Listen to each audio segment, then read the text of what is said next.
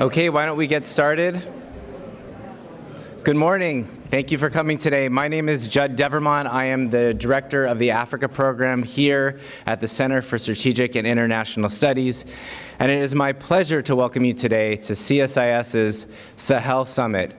Today's event was made possible through the generous contributions and support of the European Union and the embassies of Germany, the Netherlands, Norway, and Spain. I suspect it may be obvious to most people why we're having this event today. The situation in the Sahel is dire, and it is worsening. How bad has it become? According to the Armed Conflicts Location and Event Database, ECLID, in March of this year, they reported a massive spike in deadly violence across the Sahel. Compared to the same period last year, report fatalities linked to direct attacks targeting civilians from November 2018 to March 2019 jumped by 7,000% in Burkina Faso, 500% in Niger, and 300% in Mali. The region and its international partners face a very tough adversary. In fact, it's my view that JNIM, which is the Al-Qaeda alliance in the Sahel, is sub-Saharan Africa's most formidable extremist group. And let me give you 5 reasons why. First, it's a coalition of groups that includes AQIM, Al-Marbatoon, Ansar al-Din, and the Messina Liberation Front. Plus, it works with Ansarul Islam in Burkina Faso, and some say has coordinated with ISIS in the Greater Sahara. 2, it recruits from a multiple number of ethnic groups, so Arabs, Tuaregs, Fulani, but its aspirations are actually much broader. We know that it preaches and disseminates propaganda in Bambara, which is the language of many in southern Mali, and also in Moré, which is the language of the Mossi people in Burkina Faso. 3, it's conducted attacks across a wide swath of this region, Mali, Niger, Burkina, but it also has attacked in Cote d'Ivoire in 2016. They attacked the resort town of Grand Bassam. And then there was most recently an operation, a kidnapping operation in northern Benin. 4, JNIM is capable of very high-tech attacks and very low-tech attacks.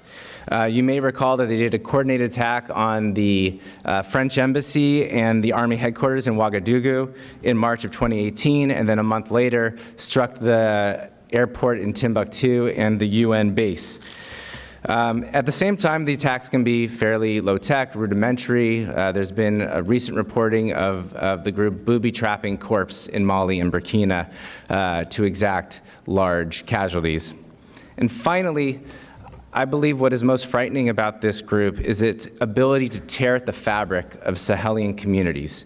As we've seen in central Mali, this group uses strategic violence to set off a wave of retaliatory killings, and then it will move in and present itself as the protector of one group against another group, and the only force able to re-establish order. So I've worked the Sahel for 15 years. First as a junior analyst, then as a policymaker, and then finally as a senior analyst for the US government on sub-Saharan Africa before I joined CSIS a year ago. I was at the White House when the Tuareg Rebellion started in January 2012, when the government of Mali fell, when there was a support for the African-led support mission to Mali, AFISMA, which has now converted to the UN mission MINUSMA, and then when the French intervened in January of 2013. In the intervening 6 years, I've seen the international community and the region grow alarmed and anxious about the trends. We now have, in addition to MINUSMA, the French Operation Barkhane and the G5 Sahel Joint Force. Many international organizations and some of the countries that will be on our panel today now have Sahel envoys. We are collectively throwing more money, diplomats, and soldiers at this problem, and the situation's only becoming more desperate.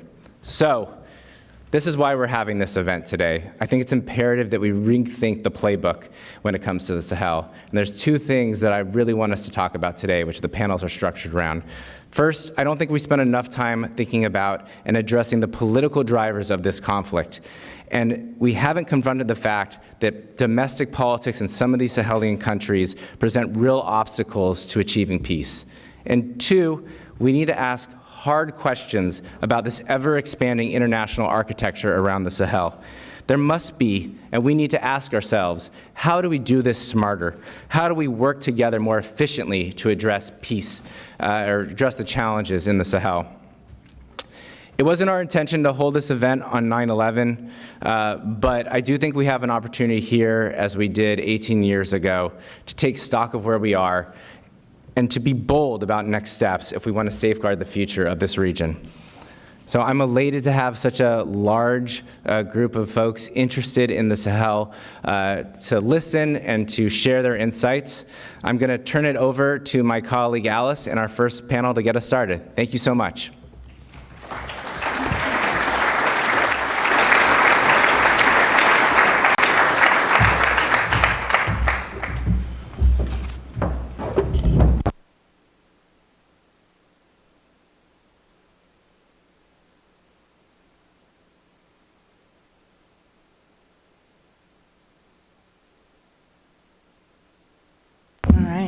Welcome, everyone. Good morning.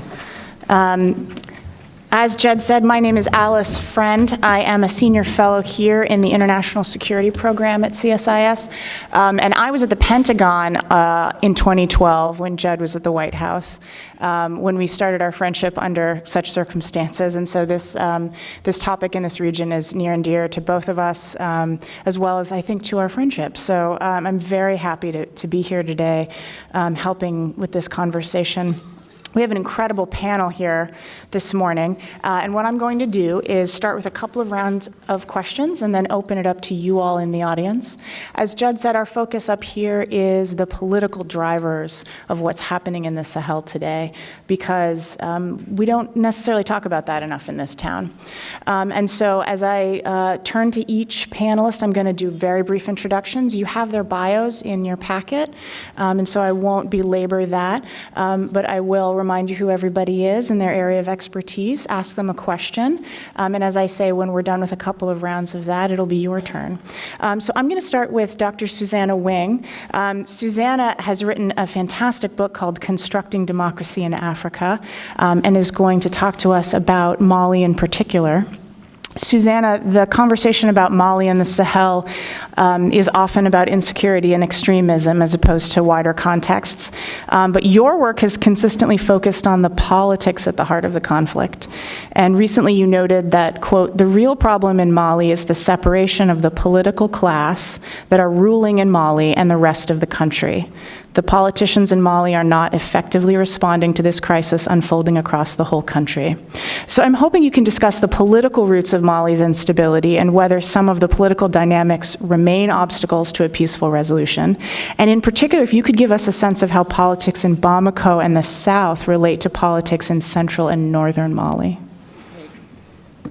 Thank you so much, and thank you for having me. Of course, so as Alice mentioned, my work has been on democratization in the region. I think it's very important when we think about Mali to understand that the moment of 1991, 1992 political transition towards democracy was an extremely hopeful moment for the entire country. And that where we are today, I think, does connect to some of the failures of that particular moment. And I'm going to point to a few aspects of that.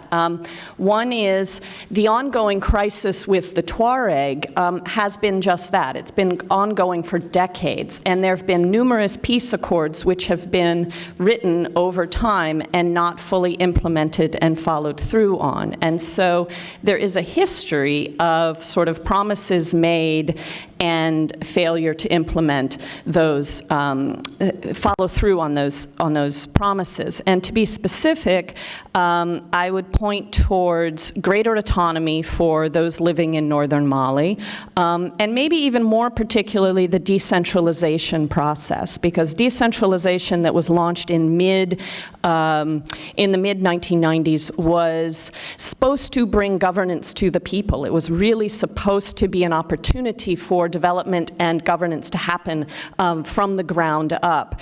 And this more inclusive governance was also something that those in the north, the Tuareg, really wanted to see as well. It didn't really work that way, and I would point to two ways that it failed in particular. One is that it was never actually really decentralization. It was never bringing more inclusive governance across the country. And it also, there wasn't enough money transfer to make it work, but also it became, unfortunately, opportunities for people for rent seeking, for more opportunities for people to put their hand in the honeypot, as it were. And it, I would say, became, quite honestly, an immense failure. And so that's the first, is that you have this aspiration of local governance coming to the people.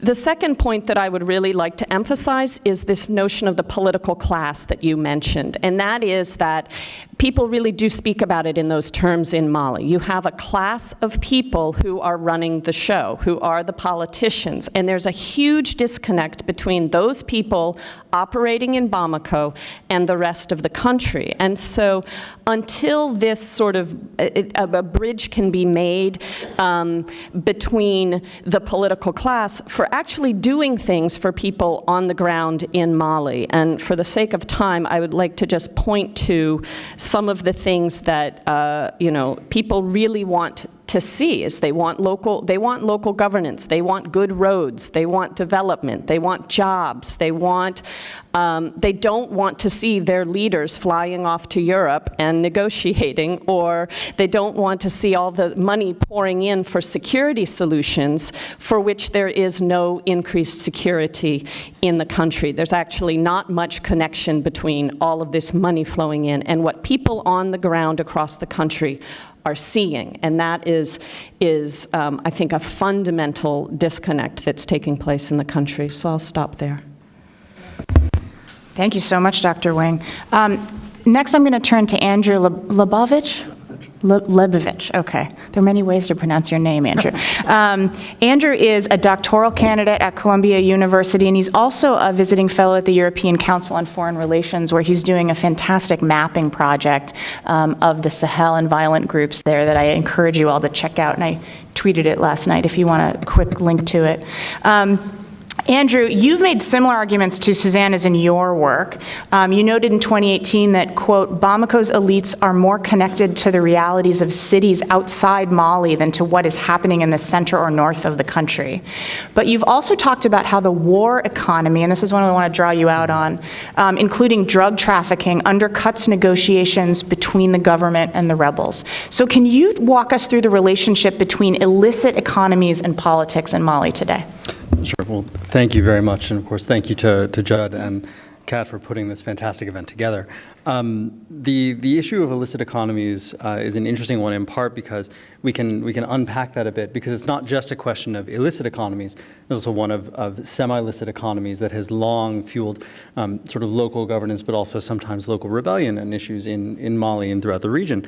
But there's also, within the idea of the war economy, it's not just drug trafficking, of course, which continues to play an important role, but sometimes is exaggerated in its impact on armed violence, but also just access to contracts, access to UN contracts, for instance.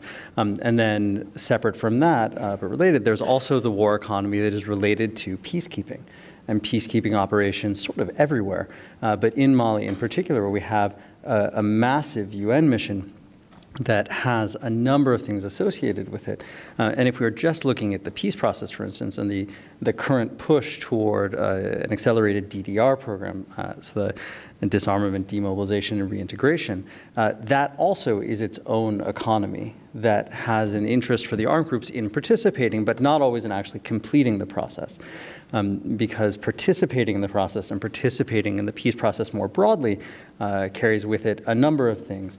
Economic support in some cases to the armed groups themselves, certainly per diems that are paid to the leaders, and the point that my dissertation advisor and I were making in the piece that you mentioned last year was actually that in certain areas of Bamako, we can see just over the last couple of years, even since the peace process started, massive houses that go up. And if you ask people in those areas what those houses are, sometimes they say, oh, those are drug traffickers. Sometimes it's just the armed group leaders who went from, of course, sometimes it's armed group leaders who are involved in trafficking, but sometimes it's also armed group leaders who went from staying in nice hotels in Bamako to actually building their own houses. And so there's another aspect of this, which is that as the armed group leaders in some cases have become better integrated into Bamako politics, and have become fixtures there, there's another gap also with their fighters and with some of the political aspirations of these armed groups. And so then there's also, again, this similar process of an interest in prolonging the peace process, in prolonging these negotiations, in prolonging the disarmament program, but not everyone has an interest in actually wrapping it up, because wrapping it up would mean, on the one hand, separating themselves from some of these resources, but on the other, it would also mean dealing with some very complicated and very difficult political questions.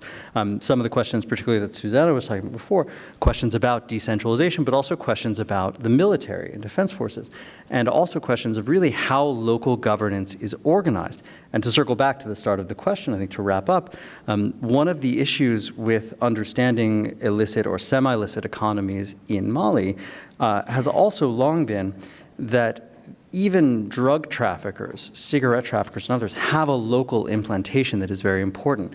And this money gets filtered back into local communities, whether we're talking about drug trafficking money or we're talking about money from the peace process.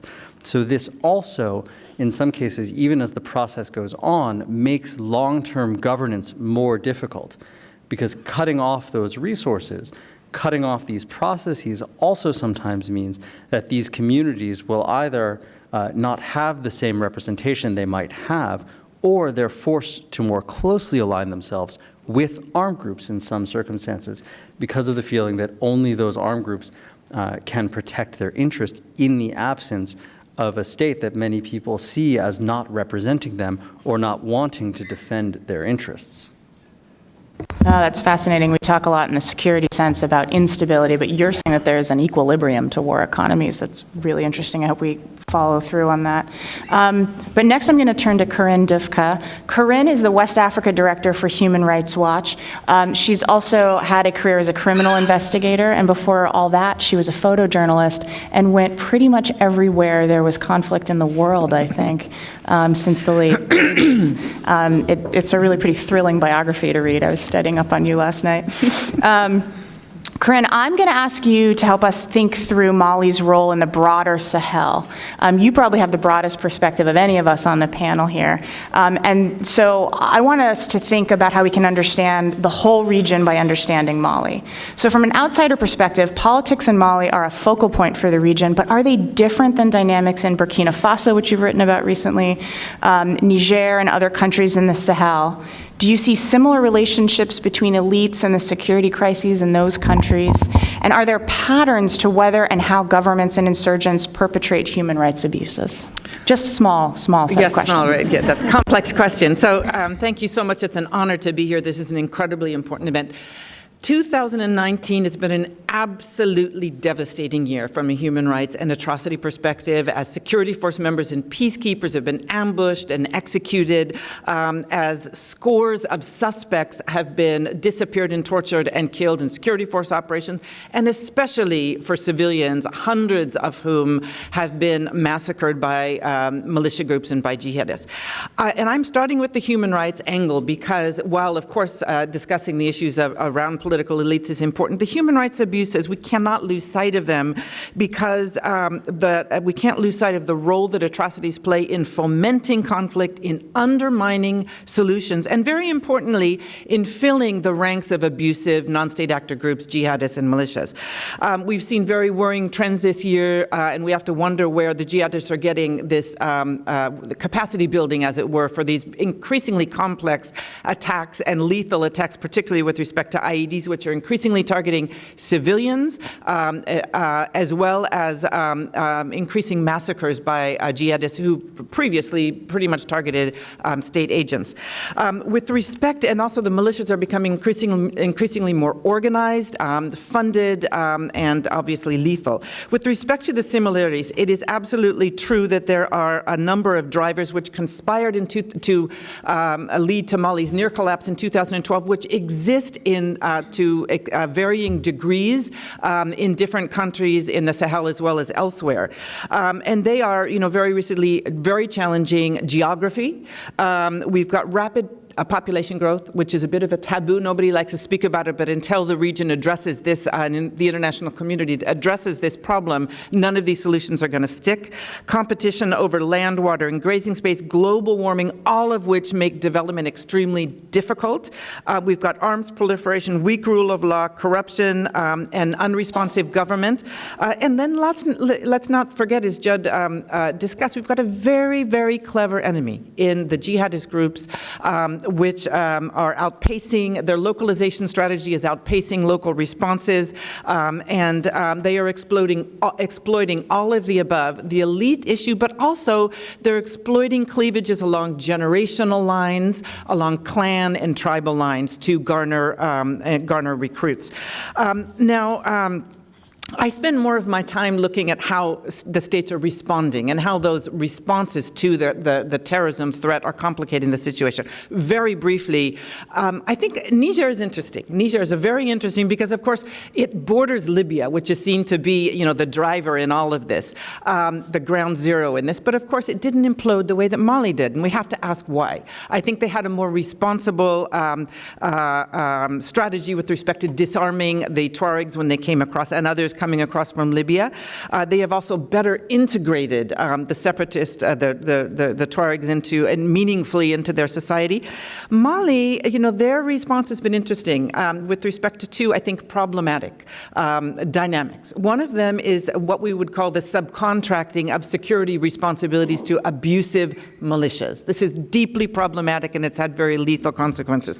The other, I think, is an overemphasis on social cohesion. And, that may sound strange, but it's short term. The emphasis on social cohesion in the absence of justice and more structural change is deeply problematic. With respect to Burkina Faso, I'm extremely concerned about a very aggressive counterterrorism strategy, which has led to very serious abuses. And I think one thing that all of them have in common is a lack of emphasis on justice and insufficient attention on the issue, on addressing the drivers and the issues which gave root, which underscore the insecurity in the region.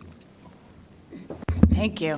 And next up, we have Dessouba Konate. Dessouba is from Mali, and so she is, going to be able to talk to us about the perspective from Malian citizens, but also does incredible work with the Accountability Lab in Mali. Dessouba's had a career taking her all over, but she decided to move home recently, as I understand it, and work with Accountability Lab. So we're thrilled to have her. And Dessouba, we want you to talk to us about your support for fellow Malian citizens in their efforts to engage their government. If you could talk to us about what the opportunities are to press for more inclusive politics and earnest efforts to address the underlying drivers of insecurity in Mali and the Sahel. And I also want to give you the opportunity to respond to anything you've heard so far from your fellow panelists as well. Okay, perfect. Hi, everyone. Thank you for having me, and thank you for the audience for being here. So despite the fact that Mali is actually going through a multidimensional crisis, like both sociopolitics, economic, security, and territorial, I think that there are definitely opportunities to press for more inclusive politics, and one of them is the youth.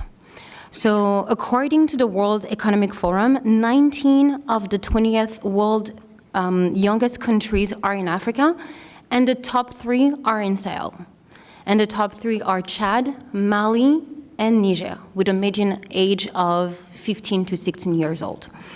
So not only that, but we have also, with every woman having between 6 to 7 children, those country population are set to triple by 2050.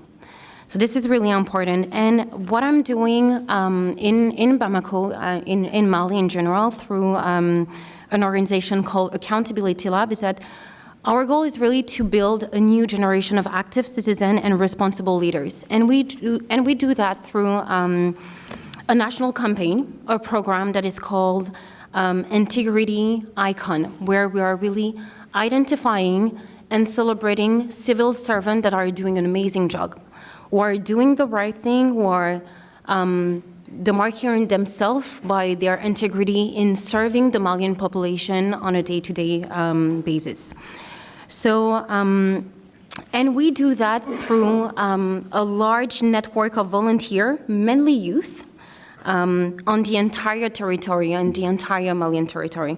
So it's really about bringing positive narrative, bringing positive deviance, and supporting people who are doing the right thing, supporting civil servants who are advocating for good governance, because there are plenty of people that are doing that, and we really need to show them to the world. We need to show them to the world. We need to also show them to the youth that we have in Mali and in the Sahel region particular, because this program is not only in Mali, but also in Niger. And why we want to show them to the youth? Simply because most of the time, this large part of the population is left out of the conversation. And we need to give them good example and showing them that there are other paths to follow. And like we talked a little bit before, Mali is definitely in a crisis, and Mali has a tremendous amount of land to govern, and with, like such a small amount of people that can do the job, and also not a lot of national infrastructure.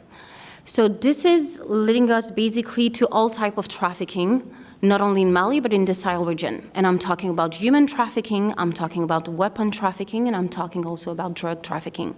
And we really need to show them that there are other paths to follow. And again, just to conclude, because I don't want to be too long, but I think that when we are facing bad governance and corruption in the public system, the population and the youth need to understand what is happening in our country. They need, because they need to understand that when this is happening, so we have less school, we have less road, we have less clinics, and this is definitely having a bad impact on the Malian population. Thank you. Thank you. Andrew, I'm going to turn back to you for a second. Corinne touched on this, but a lot of academics have pointed, and policymakers for that matter, pointed to Niger's experience as instructive for Mali, in part because it's so different from what Mali has gone through. Are there lessons we can draw from Niger's response to its past Tuareg rebellions, and what other recommendations would you share to reverse current trends? Well, certainly there are lessons to be drawn. As you said, Niger and Mali have dealt with ongoing governance and security issues very differently in some ways, particularly since the 1990s. Some of this is related to different social atmospheres, different geographies, different histories of governance in Niger than in Mali. One of the things that's interesting is you noted that it's the way that Niger has dealt with Tuareg rebellions in the past. In this aspect, the Nigerian government has shown quite a bit of forward thinking, particularly in not only integrating northern elites, but trying to show that there's a stake within the system, in a sense, that there's a place for them within the country. And this is something that's changed even really over the last 5-6 years. That's been very noticeable in Niger. And there's another difference also that Tuareg elites in particular in Niger have been able to exercise a certain amount of social control that in Mali is a bit more difficult because of a more fragmented traditional leadership, because of just a proliferation of armed groups and leaders, because of challenges to traditional authority. There are a lot of things that we can maybe talk about more in the Q&A. But so there is also an aspect of local leadership that is very different than in Mali that has helped complement government efforts. And this is to be lauded. This is a very important thing. Now, where that has not been the case is along other parts of the border with Mali, particularly in Tillabéri and in Tawa, where the Nigerian government has taken a very activist role in trying to intervene in Mali and sometimes encouraging or cultivating its own relationships with Malian armed groups that has, in some cases, been disastrous for civilian protection and for stability, and has really led to a kind of cyclical violence along the border that is not the fault of the Nigerian government per se, but where Nigerian actions and counterterrorism actions and the relationships with these militias has, in my opinion, absolutely encouraged a negative security response. And where there has been an aspect of choosing sides within communal violence or within communal protection that actually makes me think somewhat of the way Malian governments in the past have dealt with these issues, sort of contracting security out, as Corinne mentioned, and choosing sides and delegating security responsibility to specific local actors instead of assuming that responsibility themselves. And so this has, in some cases, as I said, led to significantly more conflict, and at least on the border area and then across the Malian border in Menaka, there have been different ideas over the years for how to deal with this. It's not that the government is unaware of this. I remember a couple of years ago having a conversation with a senior member of the High Authority for the Consolidation of Peace in Niger, which of course is another innovative organization in terms of thinking through and implementing local reconciliation and local peaceful agreements, but where we had this very in-depth discussion about some of the social dynamics and political dynamics along the border, the ways in which Fulani populations interacted with Tuareg and other groups there. And there were a series of ideas that they had for how to deal with conflicts with herders, how to deal with some of these communal conflicts that in some cases go back decades and certainly can trace their direct heritage now to the 1990s. But none of it got implemented. So the problem is not always that people don't know what to do. The Malian government is well aware of the problems. The Nigerian government is well aware of the problems. But it's a question of choosing approaches that have, in some cases, as I said, not been at all conducive to a kind of long-term peace. So what we come back to at the end are oftentimes privileging short-term solutions, short-term security solutions, in a very complicated, very crowded security environment where, as Susanna mentioned before, there's a proliferation of international actors, both in terms of trying to support different activities in the governments of the region, but also armed actors, not just militias and non-state actors, but the UN peacekeeping mission in Mali, the French counterterrorism force, Operation Barkhane, and so you have all of these different, this constellation of security actors where people are regularly choosing short-term solutions in the hope of establishing a kind of baseline security and stability where it is very counterproductive oftentimes and actually not only undercuts short-term security, but any possibility for medium-term or long-term stability. And this is an ongoing concern in Niger and in Mali. So there are some aspects where the Nigerian government has been very innovative and where there are lessons that can be learned in Mali. And there are other ways in which the government has, in some cases, helped undercut its own security, particularly along the border with Mali, and increasingly with Burkina Faso as well. Susanna, this is a great segue to what I wanted to ask you, because you work on this balance between decentralization but also inclusion and more proactive inclusion efforts on the part of the central government. So I want to talk to you about how do we get there from here? Andrew just talked about sort of the importance of sequencing. How do we think about sequencing security, development, political reform? Are they all supposed to happen at once, or are there patterns we need to pursue? How do stakeholders and foreign governments, in particular, many of us in this room, how do we play a constructive role? Okay, thank you. I think that's the million-dollar question. How do we get there from here, of course?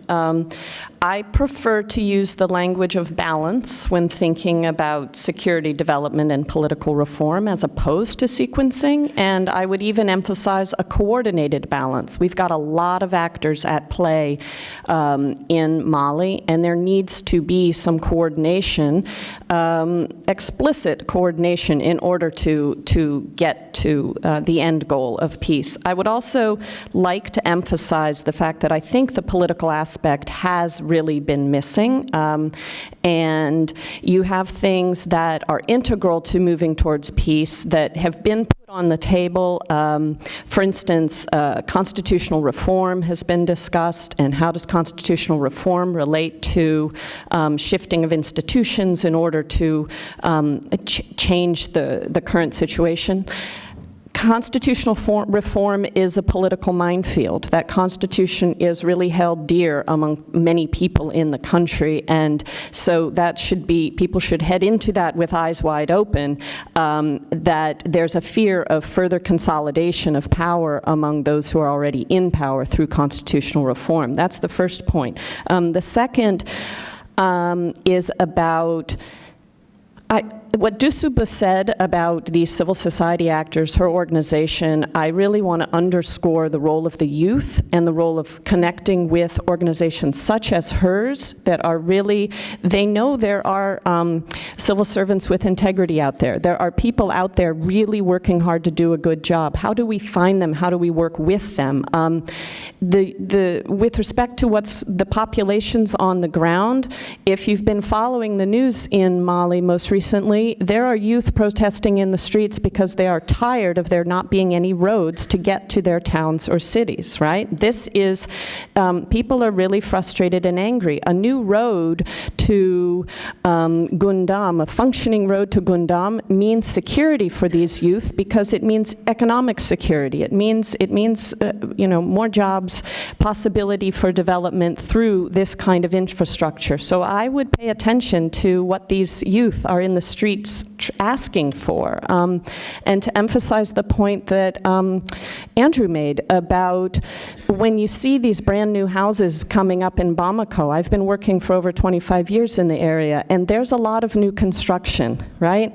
And people see that, and they see that as funneling of money from the outside to these folks. And that's a problem for creating legitimate government and for having people believe that their government will do something for them, right? They want the roads, they want the health clinics, they want these other things that they feel the state should be providing for them, the public goods that are part of legitimate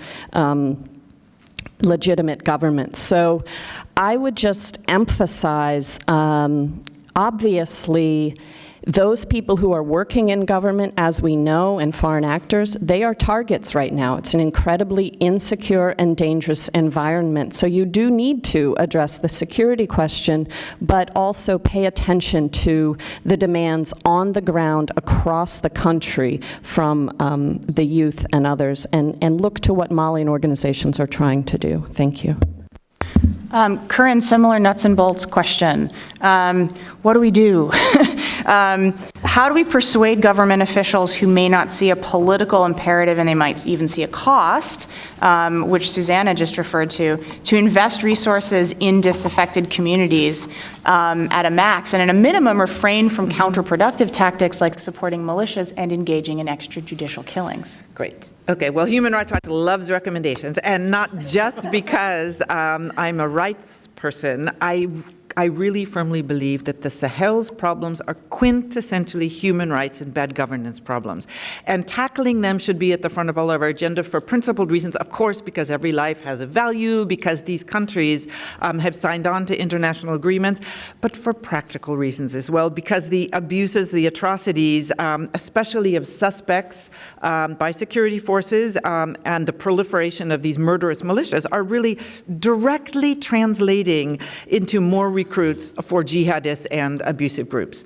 And I can't emphasize that enough. When I talk about recommendations, I like to frame them within the context of a scorecard as though we're playing a football game and looking at who is scoring more goals in terms of governance, the states or the non-state actor groups, jihadists and militias. And I think there I look specifically at 5 aspects: access to justice, and justice is important for all of us. and people are keeping score, believe me, every time there's someone who is murdered.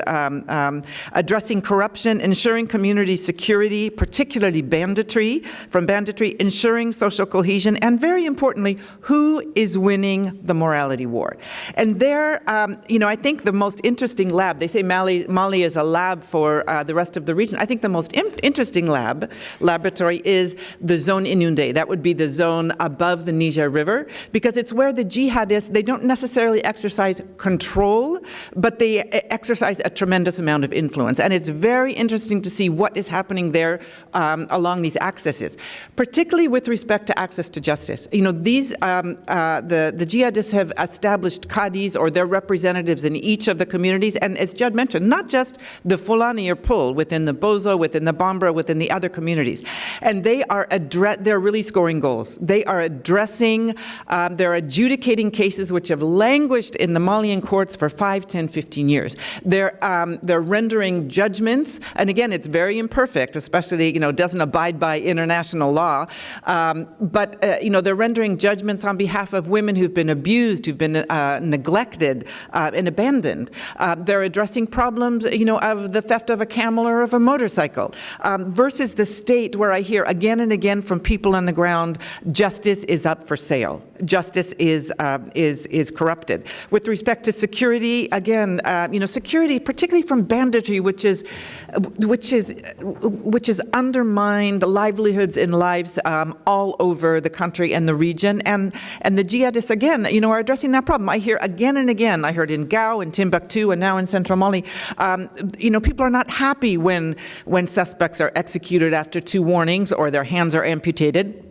But they say, that band of criminals was operating in our area for 1 to 2 years, and why couldn't the gendarmerie and the police deal with them? The jihadists come in and they deal with them within 2 weeks. What's wrong?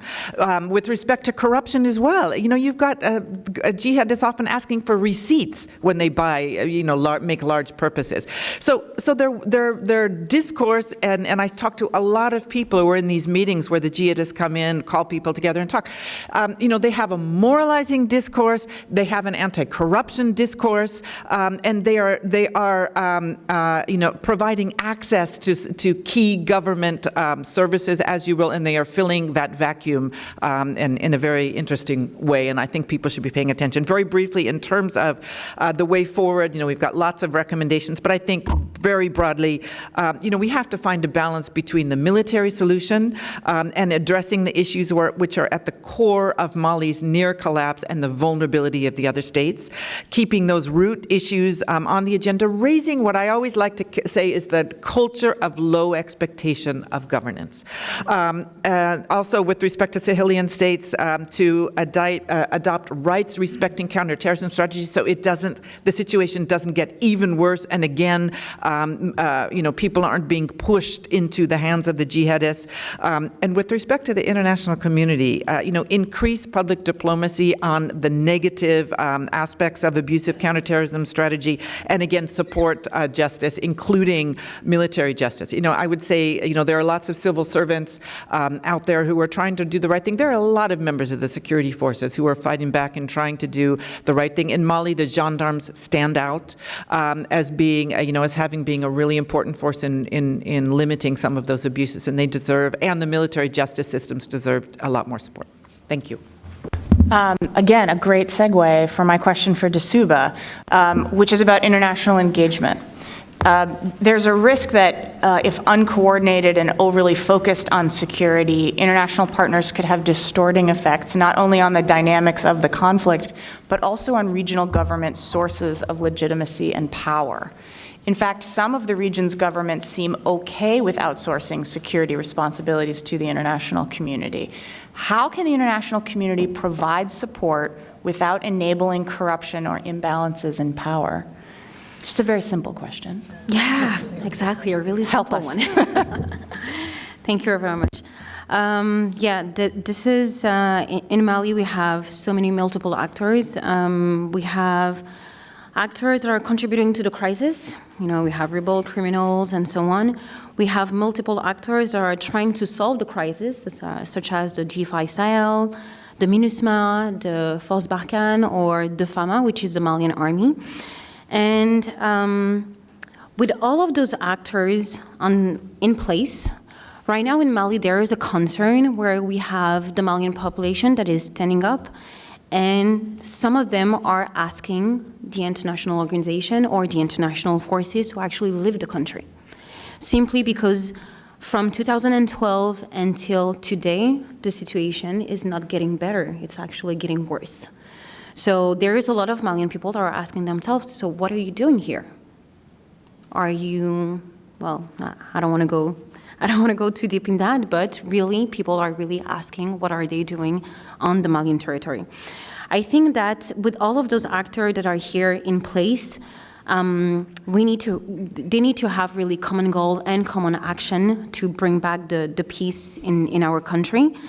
To talk about the lack of legitimacy, credibility, and power from the Malian government, I think that when we have those international forces that are meeting the basic need of the population, such as building wells, building schools, obviously people they will have some trust issue towards the Malian government.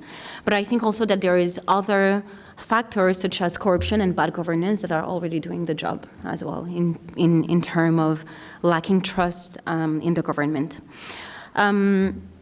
Something that is really important and that we're really trying to push forward is really really pushing the organization to have an approach that is based on the population need. And for example, our accountability lab, we have what we call the Citizen Help Desk, where we're conducting studies in a specific area on a specific subject in a specific time, really to understand what is the perception of the population and what are the elements of solution that they have in mind. And those information are really important in terms of decision making, not only for the Malian government but also for the international actors that are in Mali. And I will be more than happy to share some of those reports, simply because even ourselves were surprised to see that it's not always the insecurity that is the main concern of the population. Unemployment is a big one. It's probably the biggest one. People want to have opportunities. Everybody want to stay in their country. Nobody wants to, go through the Sahara or go through the ocean to go to Europe and find new opportunities. No, people want to stay where they were born, where the family is living, and really they want to have some real opportunities. The corruption and the bad governance is also a big issue. And I think that there is a lot of examples that have been mentioned by Andrew, Corinne, and Suzanne about how the government can be corrupted and how it is affecting the population over there. And I think also that we need to have a really, really, really strong legal answer to the criminal. We have so many people that are disturbing the peace, and we don't know what is happening after that. In March the 23rd, we have the biggest massacre of civil population in Mali, where there were like women that were killed, men, children, elderly people that were killed, and the answer that we got from the government is actually the dissolution of one of the community group. That's not enough. We need to have really strong legal answer to those criminals. So, thank you. Thank you, Dasuba. We are now to the point where we're going to open it up to all of you. Usually we have microphones, yes? Yes. So you don't have to use your stage voices. Please do introduce yourself and your affiliation. Please do phrase your question in the form of a question. If you were to write it down, it would have a question mark at the end of it. And I will call on people. I have a hand back here, gentleman back here in the back row.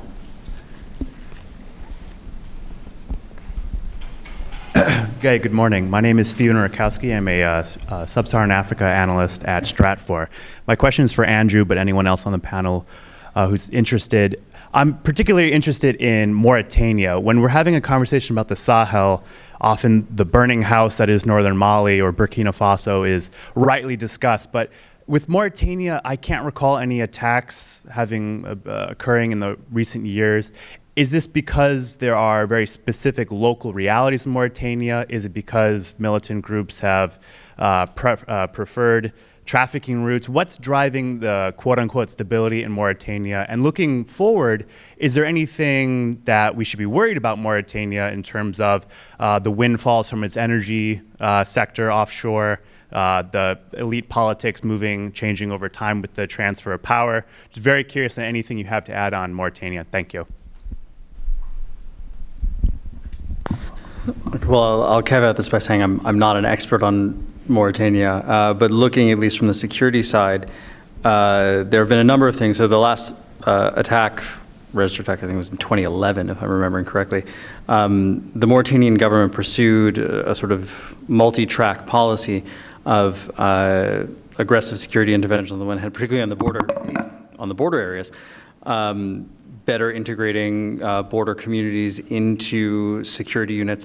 There are also, of course, allegations that the Mauritanian government pursued a side deal with al-Qaeda in the Islamic Maghreb. I have no proof of that, so I won't comment on that publicly, but the allegations exist. And then, of course, as the Mauritanian government likes to point out, they've also pursued a dialogue process with imprisoned jihadists. Some people see this as having been very effective. I think it's certainly one of several approaches that has contributed to at least the perception that the government is willing to come to some sort of an understanding, willing to meet people at least part of the way and understanding their concerns, while also refuting the arguments that have helped underpin jihadist recruitment. I also think that to a certain extent, Mauritania is a relatively small country population-wise. There was a period of quite significant recruitment to regional jihadist groups from about 2004, 2005 until around 2011. There's also, of course, a possibility that just the people who wanted to leave have left, and then it was made much more difficult for people to travel afterwards, though it has certainly not stopped the flow of fighters who've gone to Mali or elsewhere. In terms of stability risk because of offshore oil and gas, I think for now the main issues are political and potentially the management of the resource windfall and the ongoing management of a good political transition in Mauritania, which is already partially underway. But I think I'll stop there because I said I'm not an expert on Mauritania. I can just add one thing. I hear often from observers of and students of G5 Sahel, if you can say that, that a chain is only as good as its weakest link with respect to the potential efficacy of G5 Sahel, and that there are concerns about Mauritania, particularly being a back base, an R&R place for jihadists linked to Jinim, particularly coming over from Nampala. There are real concerns there, who have described to me, seeing and being very conscious of the presence of, Jinim-linked people going in and out of Mauritania, and they question why it is that there hasn't been more proactivity in addressing that particular border issue. Maybe if I can add on top of those information, I think also that the Tuareg request or the Tuareg revendication from other countries except Mali are really different. And that's probably why we can see that really Mali is really at the center of the crisis. For example, in Niger and in Mauritania, that's where we have a lot of IDPs, where we have a lot of internal displaced people, which is making also the situation really different. So. Okay. Kat had picked someone for me. Yes, ma'am. Yeah. Thank you, Dusuba, for what you're doing in Mali. We appreciate. I'm Alimata from Mali Embassy. I have a quick question for Corinne about victims' access to justice. Looking at the dynamic, the peace process dynamic in Mali, and all the challenges that the national justice is facing, how do you see justice for victims of gross violation of human rights since 2013 to now? So, and what Human Rights Watch is doing in that purpose?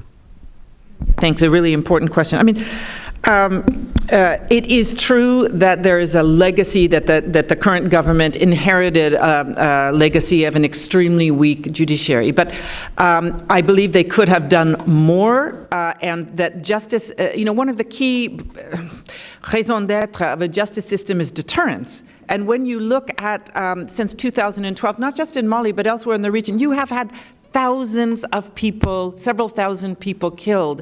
And I can count on one hand, indeed, a few fingers, the number of people who have been held to account. And people are watching and keeping score. I mean, we know from our own lives how an injustice motivates us. And again, the lack of justice is being exploited for small cases, and large is being exploited by the armed Islamist groups. So I think, when you look at the militias, the cascade of massacres that have been committed by abusive militia groups, and starting in, really in 2016, but then exponentially, even more than exponentially, increasing in 2018. And you look at the number of people who've been held to account. And when we look at the most murderous of these groups, we could say the ones that we believe are responsible for the killing in Ogosagu and many other massacres. He hasn't even been questioned. He hasn't even been brought in for questioning. So I think, the lack of justice is undermining in a very significant way confidence in the state. All that's, and we're not even talking about justice for petty crimes and for economic crimes. So I think that all that said, I'm really encouraged by the new justice minister. He's someone that I know personally, who I've worked with over the years, and he has put access to justice and addressing corruption within the justice system at the very top of his agenda, and I think it's incredibly important, and that he be supported in those efforts, as well as by the international community, and then again that the military justice system, something that the United States government has been trying to support, are supported as well. Thank you. Sorry.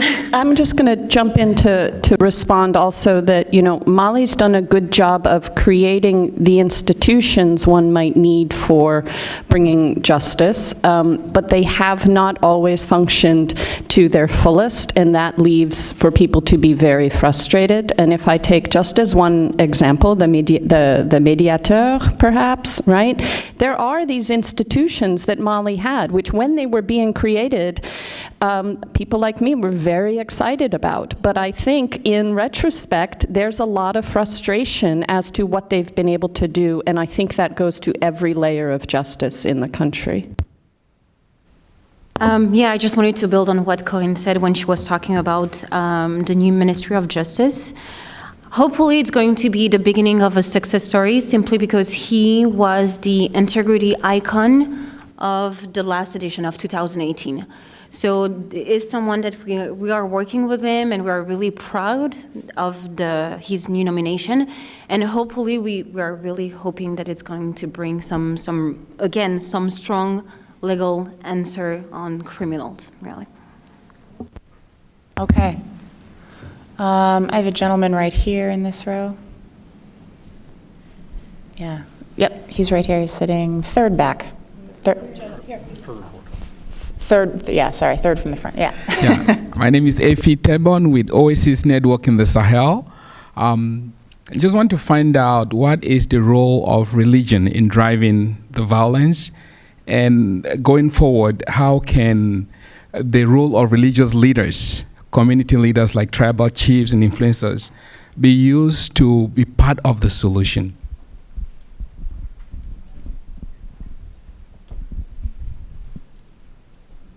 Okay. I'm going to start, but you don't hesitate to build upon my answer. In Mali, this is really a new trend, but religious leaders have an impact that is absolutely tremendous. So in last April, we have at least 3 of them who, first of all, they have a capacity of mobilization in the country that is absolutely amazing, really. So in April, they brought thousands of people in Bamako to protest against the government. And the result of that was the resignation of the prime minister and the entire government in last April. And I don't know if you have follow-up on this one, but last Saturday, we had one of the biggest religious leader, Imam Dicko, who just launched his political movement. So we don't know what is going to happen. It's quite interesting. It's quite concerning as well. But when he launches his political movement, it was really talking about the catastrophic governance from the Malian government. And does he have element of solution? That's something that we will see in the future month, I think. But he said that he's not a candidate. But, you know. We'll see. So I'll say this is a very complicated issue to deal with, in part because, especially in Washington, but I've also seen this in other countries, there's a tendency to look at religious issues in the Sahel from a very sort of flat perspective. Either religious leaders can be good and constructive, or religious leaders, particularly conservative Muslim leaders or say jihadists, are just bad. And that it's a sort of path toward radicalization, and neither of those are true or complete. The growth of Islamic actors, the increasing role of Islamic actors in public life in Mali is a phenomenon that is happening. It's been happening for decades. It is certainly very important, but we have to look at the multiple reasons behind this and the multiple ways in which Islamic actors intervene in public life. It's great that Suba mentioned Imam Dicko, who's a very interesting figure in a lot of ways, and I've interviewed him a number of times, and I've talked to people close to him and others in the High Islamic Council, of which he was the president before. And he and other religious leaders do not only exist in public life as religious leaders. And I think this is very important. So Imam Dicko is a specific case because he'll often, if he's putting forward a political argument or a criticism of the government, he'll often say this in his identity as a Malian citizen. And he will often separate his discourses from his discourse as an imam and his discourse as a citizen of Mali who speaks to certain concerns. But with Dicko, with the current president of the High Islamic Council, Sharif Osman Madani Haidara, they often got their start on the public scene as vocal critics of corruption and bad governance. And this is something very, very important to keep in mind. And this is, as I said, part of the growth of Islam in public life, but it is also responding to these needs of citizens, and even looking at, say, to move to jihadist groups in the way that they have manipulated but also used religious discourses. Some of the people affiliated with them, some of the imams affiliated with them, are not always imams who are directly associated with what we would consider, say, radical Islamic movements or more conservative Islamic movements. And this is very important, that people gravitate in and out of these movements for a number of reasons, and it's not just a strict ideological dichotomy. Right, and so I'm even thinking of some of the local arrangements that have been put in place between different armed groups in Mali that have involved these qadis, these Islamic judges. Some of them are not at all affiliated with, say, Salafi Islam or whatever term you'd like to use, but they also played a role during the occupation of northern Mali in trying to institute some form of justice provision, in coordination with, at times, groups like Ansar ad-Din. I'm thinking of one imam in particular who almost got involved as an Islamic judge for Ansar ad-Din before his family stepped in and stopped it, but who came from a very traditionalist Sufi line. And so I think the point I'd like to make is that religion is very prominent in public life. It plays an important role. It has to be but there is dangerous government failure. To remind religious leaders like Imam Dicko, and as Dosuba was saying, religion has been in fact around the Constitution, and some people will argue that discourse of those who think Mali has failed too far on the secular side, and that this is part of the reason for poor justice and poor governance, etc., is because there hasn't been enough paying attention to the religious aspect, which is a deep part of Malian life. So there is a tension there, and I think it's very important that people are aware of that tension. All right, I'm going to look at this side of the room. There's a lady right down here with a shawl on her shoulders. I know, it's freezing. It is freezing. I'm so sorry. Hi, my name is Meredith Stock. I work at the U.S. Department of State in the Bureau of International Narcotics and Law Enforcement Affairs. So going back to the talk of illicit trafficking, we talked a lot about how it is a part of local communities and supporting the local economy, but we didn't talk about about alternatives that could be used when those illicit economies are disrupted. So I was wondering if you had any thoughts on that, anything that has worked or any innovative solutions in Niger or Mali or elsewhere. I guess I'll take that. This is a good question in part because it's one of the challenges posed by illicit trafficking in general, particularly narcotics trafficking over the years, has been the question of an alternative, not just something that provides a kind of economic support that illicit trafficking does, but also that provides a kind of social meaning that trafficking has often given young men in particular, who see it as a way of emancipating themselves and really creating their own stake in their own businesses, and then acquiring resources that can be reinvested into sometimes illicit businesses, sometimes into licit businesses. And this is kind of a fixture, particularly of the anthropological literature on trafficking in Mali, is that people actually often take that money and reinvest it in herds, in wells. And so it's not just a question of finding a resource substitute, but actually finding a way that communities can support themselves and can continue to support themselves in a sort of durable way. That also links back to the political challenges and trying to find, for instance, ways of managing sedentary and herder populations, right? So they are interconnected. One of the challenges to move away from drugs a bit to other semi-illicit economies, I'm thinking particularly of the migration economy. One of the real challenges has actually been that the international community has made it much more difficult to come up with these alternatives.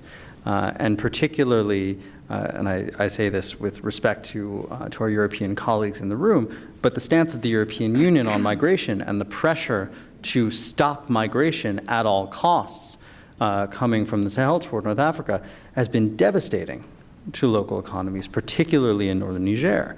And it's led to follow-on effects, both where migrant streams have branched out into other places in ways that have made migrants less safe and have made those economies less stable and have actually empowered the kinds of traffickers that also have dealt in the past in drugs, in weapons, things like that, in ways that didn't happen necessarily even a couple of years ago or to the same extent.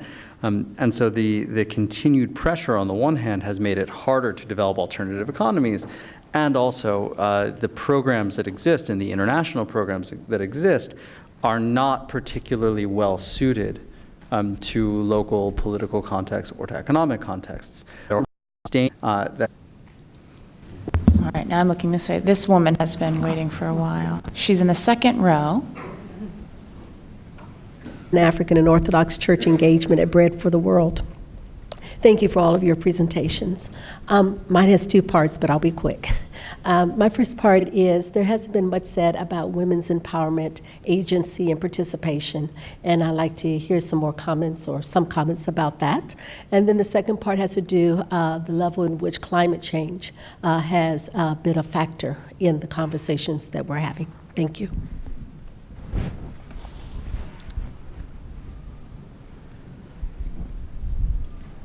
I guess so. Thank you so much for your question. Yeah, definitely women empowerment is definitely something that is really important. For example, we are Accountability Lab. We have several programs where we are really focusing on women empowerment, but also women that are having disability. So for example, people who are living with albinism, or people that have physical disability or hearing impairment or those kind of things. And again, it's really coming back to again to our mission, where we really want to build a generation of citizens that will be able to take their place in the society. So women is definitely a priority. That's for sure. I would just say really briefly, in terms of climate change, yes, of course it's a problem, but I'm a little concerned about, not concerned about the focus of climate change, but concerned about that discussion devoid of a discussion also about birth rates and about population growth. And I even hear from people, living in small villages in areas which are, of course, affected by climate change, but they talk about, one of the key drivers is being too many people competing for land and access to water. So I think it's, again, that's a taboo subject. People don't like to speak about it, but I think it's an incredibly important one that has everything to do with women's rights as well. So I think that's incredibly important to look at those two together.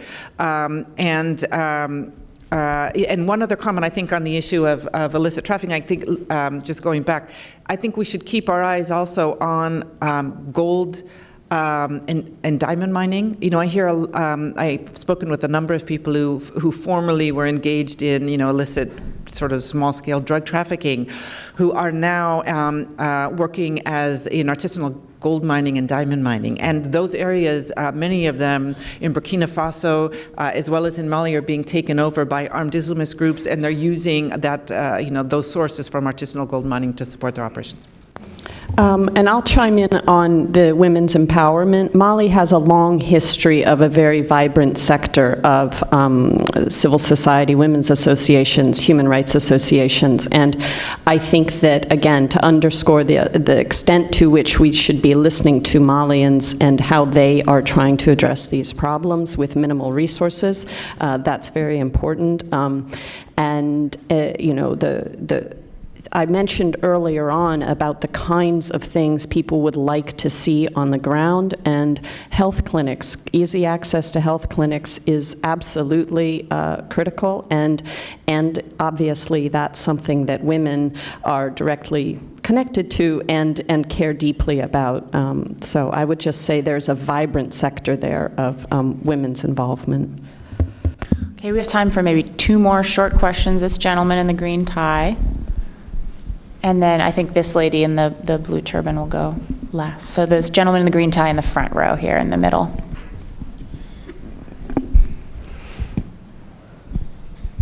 Thank you. Mima Nedeljkovic, I'm CEO of Africa Global Schaefer Group. We've been investing, developing agro-industry and power in the region the last 40, 50 years. So we know a little bit about the bush and the cities. The question I have, and I'm glad finally Dusouba came to it, we spoke about a ton of different drivers. We forgot one very key driver called opportunity and jobs. The youth population obviously is exploding, and I'm not seeing, I'd like to really invite other panelists to chime in and say, okay, what do we do about actually creating opportunities and jobs? Because that's what it's all about, is desperation. So I'd love to hear on that, please. Thank you. Thank you for this question. And yes, again, it's all about how can we create more opportunities to the youth, so that Malian people can stay in their country and really contribute to the development of that beautiful country. I want to give 2 examples, maybe 3. In Africa right now, there is really the trend of, startup. It's all about entrepreneurship. And there are a lot of programs that are offering grants to youth so that they can start their business in any type of sector. So for example, here in Mali, we have what we call, in French, we call that accontapreneur, but in English, it's more like incubator, where we select like 10 youth in the city, and we are really trying to help them, give them some capacities training so that they can really build their own business. I have another example that is more like in the northern part, which is the Timbuktu Youth Renaissance, and again, it's all about giving opportunity to the youth, giving them grants so that they can start their own business. Another example also that I want to bring that is really personal to me is that, again, when we talk about opportunity, Mali is really, not only there is a lot of youth in Mali, but there is also a large diaspora outside, whether it's here in the United States, in France, in Canada. And I'm noticing a lot of people that are coming back to Mali despite the crisis that we are going through to really try to see what they can bring to their country. And this is something that is really that is really personal to me, and is really interesting. So yeah, there's really a lot of opportunity, and hopefully, if there are people that are interested in really invest, I think that will be absolutely amazing, because there is really a need for that in Mali. Thank you. Yeah, I mean, I would absolutely agree, and it's sort of part and parcel. You know, we complain about 3% or whatever it is, or celebrate, 3% unemployment, whereas in Mali, the underemployment has got to be up there, 60, 70% and rising. So much of the focal point of the international community is on damage control and stopping the situation from getting even worse. With respect to, you just look at the number of IDPs, tens of thousands of new IDPs, and who actually had jobs. It wasn't perfect, but they had jobs as herders. They had jobs cultivating their land, and now they're finding themselves in squalid IDP camps, in Burkina Faso and Mali. So I think, but it's I have a friend who works with a big Swiss organization, NGO, trying to develop unemployment, or trying to address the unemployment problems, and he was saying from a year ago, he's so frustrated because the funding from the international community has now migrated into emergency response. So anyway, I hear you. We have just a couple minutes left for this woman who's been patiently raising her hand every time. She's in the third row. And she gets the privilege of the last question. Ooh, yeah. Thank you so very much, and thank you for all your presentation. I will stand up. So, to piggyback to women empowerment, we are all talking about girls' education, women entrepreneurship, but there is a fundamental problem with women. We have thousands, millions of girls in Africa who are born and have no birth certificates. Lately, there have been an article. There was an article lately talking about the young girls, 10-year-old, who is one of the best chess players in the world. And developed countries are trying to get her out of her country, but they could not because she has no birth certificate. In Cameroon, for instance, eastern part of Cameroon, we have over 50,000 girls who cannot go to school because they have no birth certificate. How do we solve that problem? Having human beings on this planet that are not accountable, that nobody knows about. They're just roaming and nobody knows about them. So please let us know what to do with these people. I'm going to jump in and say, absolutely, you've put your finger on something, right? The absence of a birth certificate, the people not going to get birth certificates is a sign of the absence of the state. People do not see that as something that they should do, that has any value, that is important. There's a whole layer of things that fundamentally are about the relationship between the society and the state. And until people can understand that, in fact, a birth certificate has any number of important values, right? It's important in one's life in the long term, and that means parents understanding that, right? And that disconnect has been going on for a very long time. I know, having worked in a number of countries in Africa, that you see this in many places, Cameroon in particular. And the question is, how do it's sensibilisation. You have to be very forceful about all the layers in which this is important. But you're dealing with many people who the state has never been provided services for them, so why should they mark the birth of a child, which is something that's personal and they don't see as connected. So.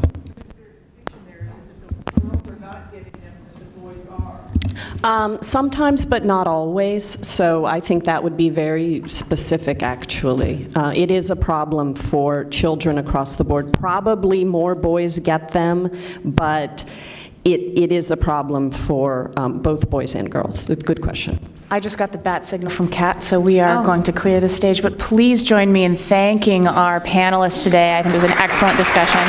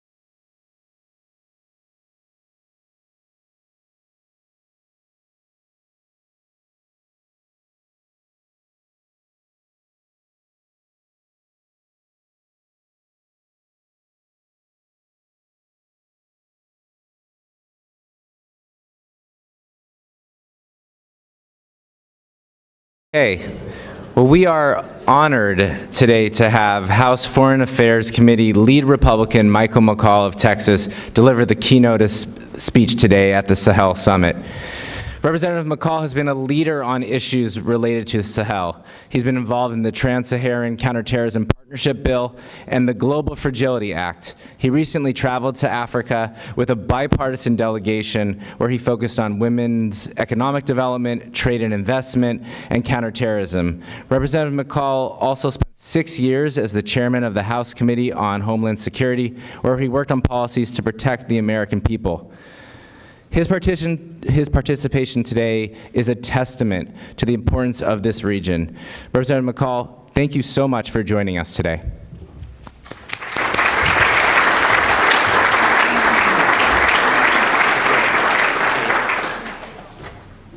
Well, thank you, Judd, and thank you, CSIS. I worked with you many times. The last time was with Jim Lewis on the report to the president on cybersecurity. I think it was probably the most downloaded document on the internet, and just do great work here. And so thanks for having me. This is a very important issue. It's very timely to be speaking here on the 18th anniversary of perhaps one of the most tragic days that America has experienced, 9/11. It always seems surreal to me. Looking back, thinking back, watching the airplanes attack the buildings, going to the largest economic symbol of power, to the symbol of military power, and the third was to hit the symbol of political power. Fortunately, the last one didn't make it. Those are the first heroes of 9/11 that brought down the airplane in Pennsylvania. And we had our ceremony this morning at the Capitol to sing God Bless America, which is the tradition that we hold. This issue, the Sahel, as I was telling Judd, I've followed ISIS and Al-Qaeda most of my professional career, the rise of the fall of the caliphate, but the Sahel is really the hot spot now. It's the area where we're really focusing our attention. and we're trying to do something about it. I think it's important that we're gathered here on this day, the 18th anniversary of the horrific September 11th attacks, to discuss our ongoing fight against terrorism. I remember that day vividly as the attacks unfolded. Every minute felt like an hour. We prayed the worst was over after the planes stopped coming. But in the days and weeks that followed, we realized the worst was only beginning as families searched for loved ones who would never come home. And first responders dug through the rebel ground zero to save those that they could. And service members deployed around the world to hunt terrorists and bring them to justice. And I remember visiting Firehouse 10 right across from the World Trade Center. They lost the majority of their firefighters that day, and they still have a flag hanging there that hung on 9/11.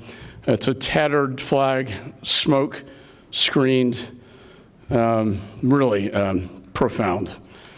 Today we honor those brave men and women who gave their lives that day and since, and thank those who have continued to fight to keep us safe here at home. After 9/11, counterterrorism and homeland security became our top priorities. Our determination to prevent another attack inside America was a national call to action. And I dedicated my entire professional career since then in this field. Our intelligence gathering capabilities grew. The Department of Homeland Security was created. Our tools became even more sophisticated, and our military's precision was refined. As a result, we have successfully degraded terrorist operations throughout the Middle East, including taking down the mastermind of 9/11 and having crushed the physical so-called caliphate in Iraq and Syria. Before serving as the lead Republican on the House Foreign Affairs Committee, I served as chairman of the Committee of Homeland Security for 6 years. 6 very intense years. 6 years where my threat briefings, I heard about external operations being plotted inside the United States to kill Americans, 1 per month. That has changed dramatically since that time. And in both capacities, I've followed the threat of radical Islamist terrorism closely. As chairman, I witnessed the rise and fall of ISIS firsthand and was proud to champion landmark legislation that helped keep America more secure. And in the 18 years since 9/11, we have done a very good job, in my judgment, taking terrorists off the field around the globe. But also, in my judgment, we have been less successful with the prevention piece. And this is the piece I wanted to talk to you about today. We spent trillions of dollars with our military killing. But I think we need to look at prevention as a better way to solve this problem. And like former Secretary Mattis once said, if we don't fully fund the State Department and our peacekeeping missions, then we need to simply buy more bullets. It's simply that choice.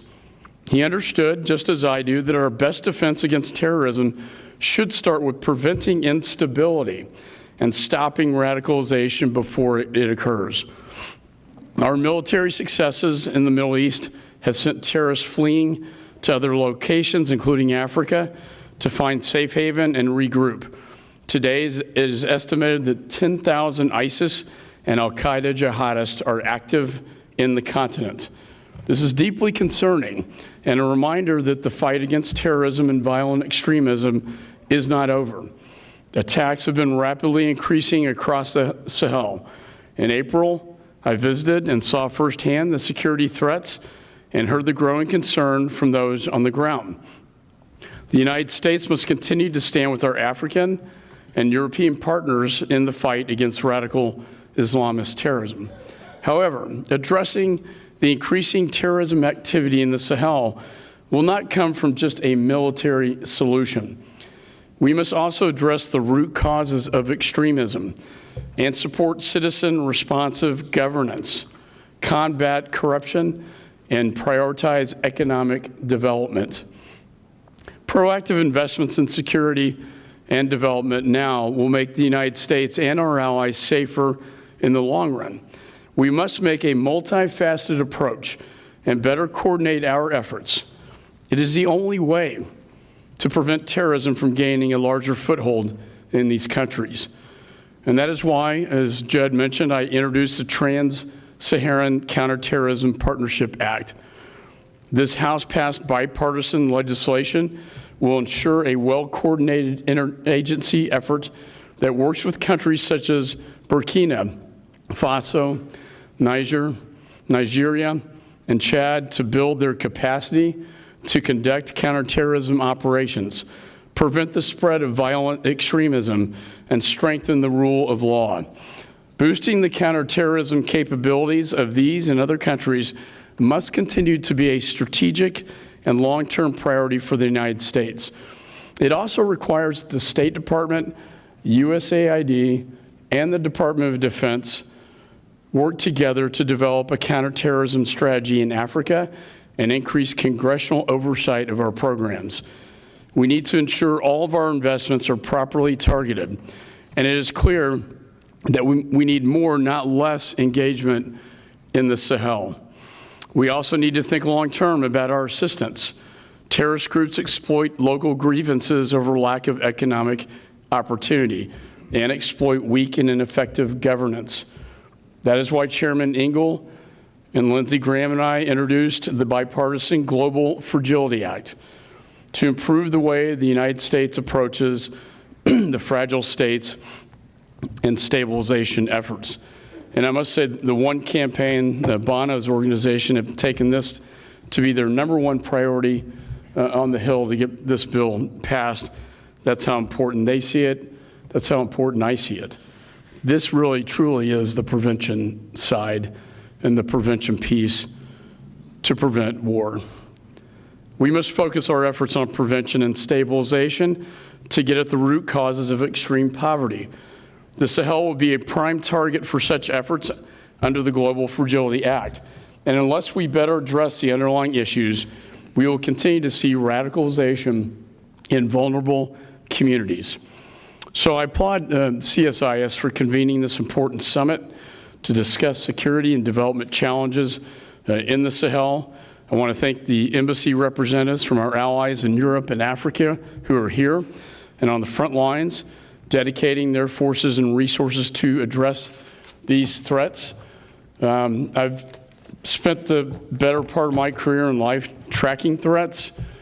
First, after the '93 World Trade Center bomber, when Ramzi Youssef escaped and joined his uncle Khalid Sheikh Mohammed. The original plot of '93 was actually not to hit the World Trade Center, but rather 12 Jewish synagogues. Why 12? The 12 tribes of Israel. And then Ramzi escaped, went back to Pakistan, and plotted what was called the Bajoinka plot to bring down 12 airliners simultaneously with microbomb devices. Why 12? Because of the 12 tribes of Israel, their hatred of the Jews. He talked to his uncle, Khalid Sheikh Mohammed, about flying airplanes into buildings. He also attempted an assassination attempt on the Pope in the Philippines, unsuccessfully. But successfully, his uncle, Khalid Sheikh Mohammed, pulled off one of the worst terror attacks on American soil. So we never forget this day. We never forget what they did. We will always follow this threat wherever it goes, whether it be in Iraq, whether it be in Syria, whether it be in Saudi, or now, whether it be in Sahel. We will look at this threat. We are getting better at this. We are safer today than we were before 9/11. And that's important to say because a lot of people, they don't know. They ask me that, are we safer today? We are safer today. The apparatus we have put in place, the intelligence, connecting the dots, we are safer as a nation, but we need to do more with this threat to make sure another 9/11 never, ever happens again. Let us never, ever forget what happened that day. Thank you so much.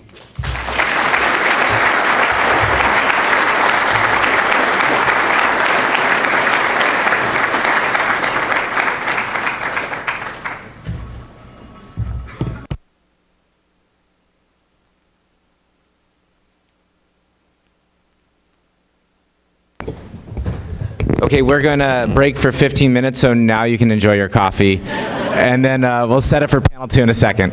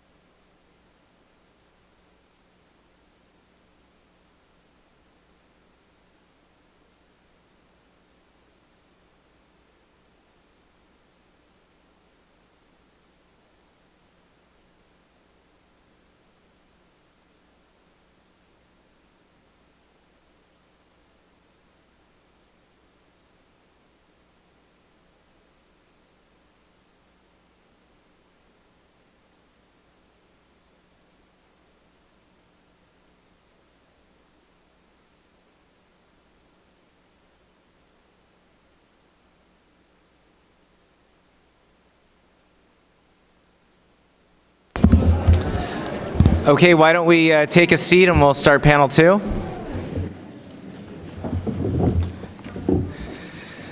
I have to say that I'm a bit intimidated. Panel 1 was a smashing success, and so I think there's a lot of pressure on us to meet the caliber of their insights and to perhaps answer some of their recommendations. But in panel 2, we're going to talk about the way forward, and we're very fortunate to have representatives of the United States government, Norwegian government, Netherlands government, Spanish government, and German government. And we're going to try something a little bit new for a CSIS Africa program event. I'm going to direct a question towards each of our panelists, and then we're going to open up for a very brief response from the others so that everyone has a bite at the apple. It is going to be incredibly successful or it will be a major failure. So please bear with us. So why don't we start with Heke Tile, who is the Director of Civilian Crisis and Prevention and Stability in the German Foreign Office. You know, your government just recently talked with the French and the European Union about expanding the Sahel Alliance. Excuse me, say that again. So in July of 2017, you launched the Sahel Alliance, and it was an international coordination platform to do more and do better in the Sahel. So I think the best way to start off the panel is perhaps a little report card. What's working? What's not working? Many more countries have joined the alliance now. We have many envoys. Some of them are here today. There's also talk now of expanding the G5 Sahel to include ECOWAS countries. So how does this work in practice? Doesn't work, yeah. Thank you first for having me here, and thank you to the audience for sharing our interest in the Sahel region. I think it's a very important hotspot, and it was not so obvious before 2015, 2017, that such a large cooperation, coordination of different donors, different actors could work together for one target, for one objective. As you said, 2017, the Sahel Alliance was founded as a response to an initiative of the region, of the 5 countries, Mauritania, Mali, Burkina Faso, Niger, and Chad. Now we have 12 members in the Sahel Alliance, not only countries, donor countries, but the United Nations, the African Union, the European Union, and the World Bank as well. That means we have not only national actors, but we have multilateral actors, which is quite important for such an objective. As you know, the Secretariat has moved from Nouakchott to Brussels. We have 6 groups working on different questions. I think after 2 years, I would say the Sahel Alliance is a success. It is a success because partners work together on the same level. What we do need is a better coordination. We do coordinate for the same objective, but coordination should not only be the exchange of Excel lists about activities. It should really be a coordination with the local partners, and our engagement is to enhance state structures and increase trust in the state again. In the first panel, this was mentioned on different topics. Security and state should go together. If we do not have a security, then it's almost impossible to have opportunities, economic opportunities for the younger ones. We do not allow people to work, to move, to live in a decent way they have lived for ages. What we do have as Germans is this stabilization approach. This follows a very comprehensive understanding of security. We support the security sector in different ways, like in the MINUSMA mission, like in UCAP. We have sent militaries, which is not very traditional for the Germans, but we do, on the other hand, development work interlinked to these military support. Because if you have only a support for the military structures, and you work especially in the border areas, the people in the center of the country, they feel like they have been forgotten. There is no support for them, and therefore we see stabilization like for the security sector reforms, which talk about human rights too, which talk about the civilian duties of soldiers, and we have an approach to decentralization, that the state is seen in the regions and not only on the capital levels. Okay, thank you. Let's try this experiment. Do any of the panelists have anything that they would like to add to those initial opening points? Yes. Okay, please, go ahead. You're good. Is that ready enough? Yes, Yeah. ready enough. Thank you so much, and thank you to CSIS for inviting me. As Norway, of course, we are a firm believer in international cooperation and multilateral solutions to global problems. And as the Sahel is for us a global problem, we look to cooperate with the rest of the international community. So for us, as a small country, having just one embassy in the Sahel, in Bamako, we need to cooperate with the rest of the international community in order to bring our funding and efforts in the right direction. So for us, the UN is a partner both in development efforts, political efforts, and in security. As the Germans, we provide soldiers and technical equipment to MINUSMA. And we have a military transport plane this year who has been providing quite substantial transport capacity to the military operation. But even though we're not a part of the EU, we also contribute and participate within the EU mechanisms and support both the EU CAP and other mechanisms that the EU has.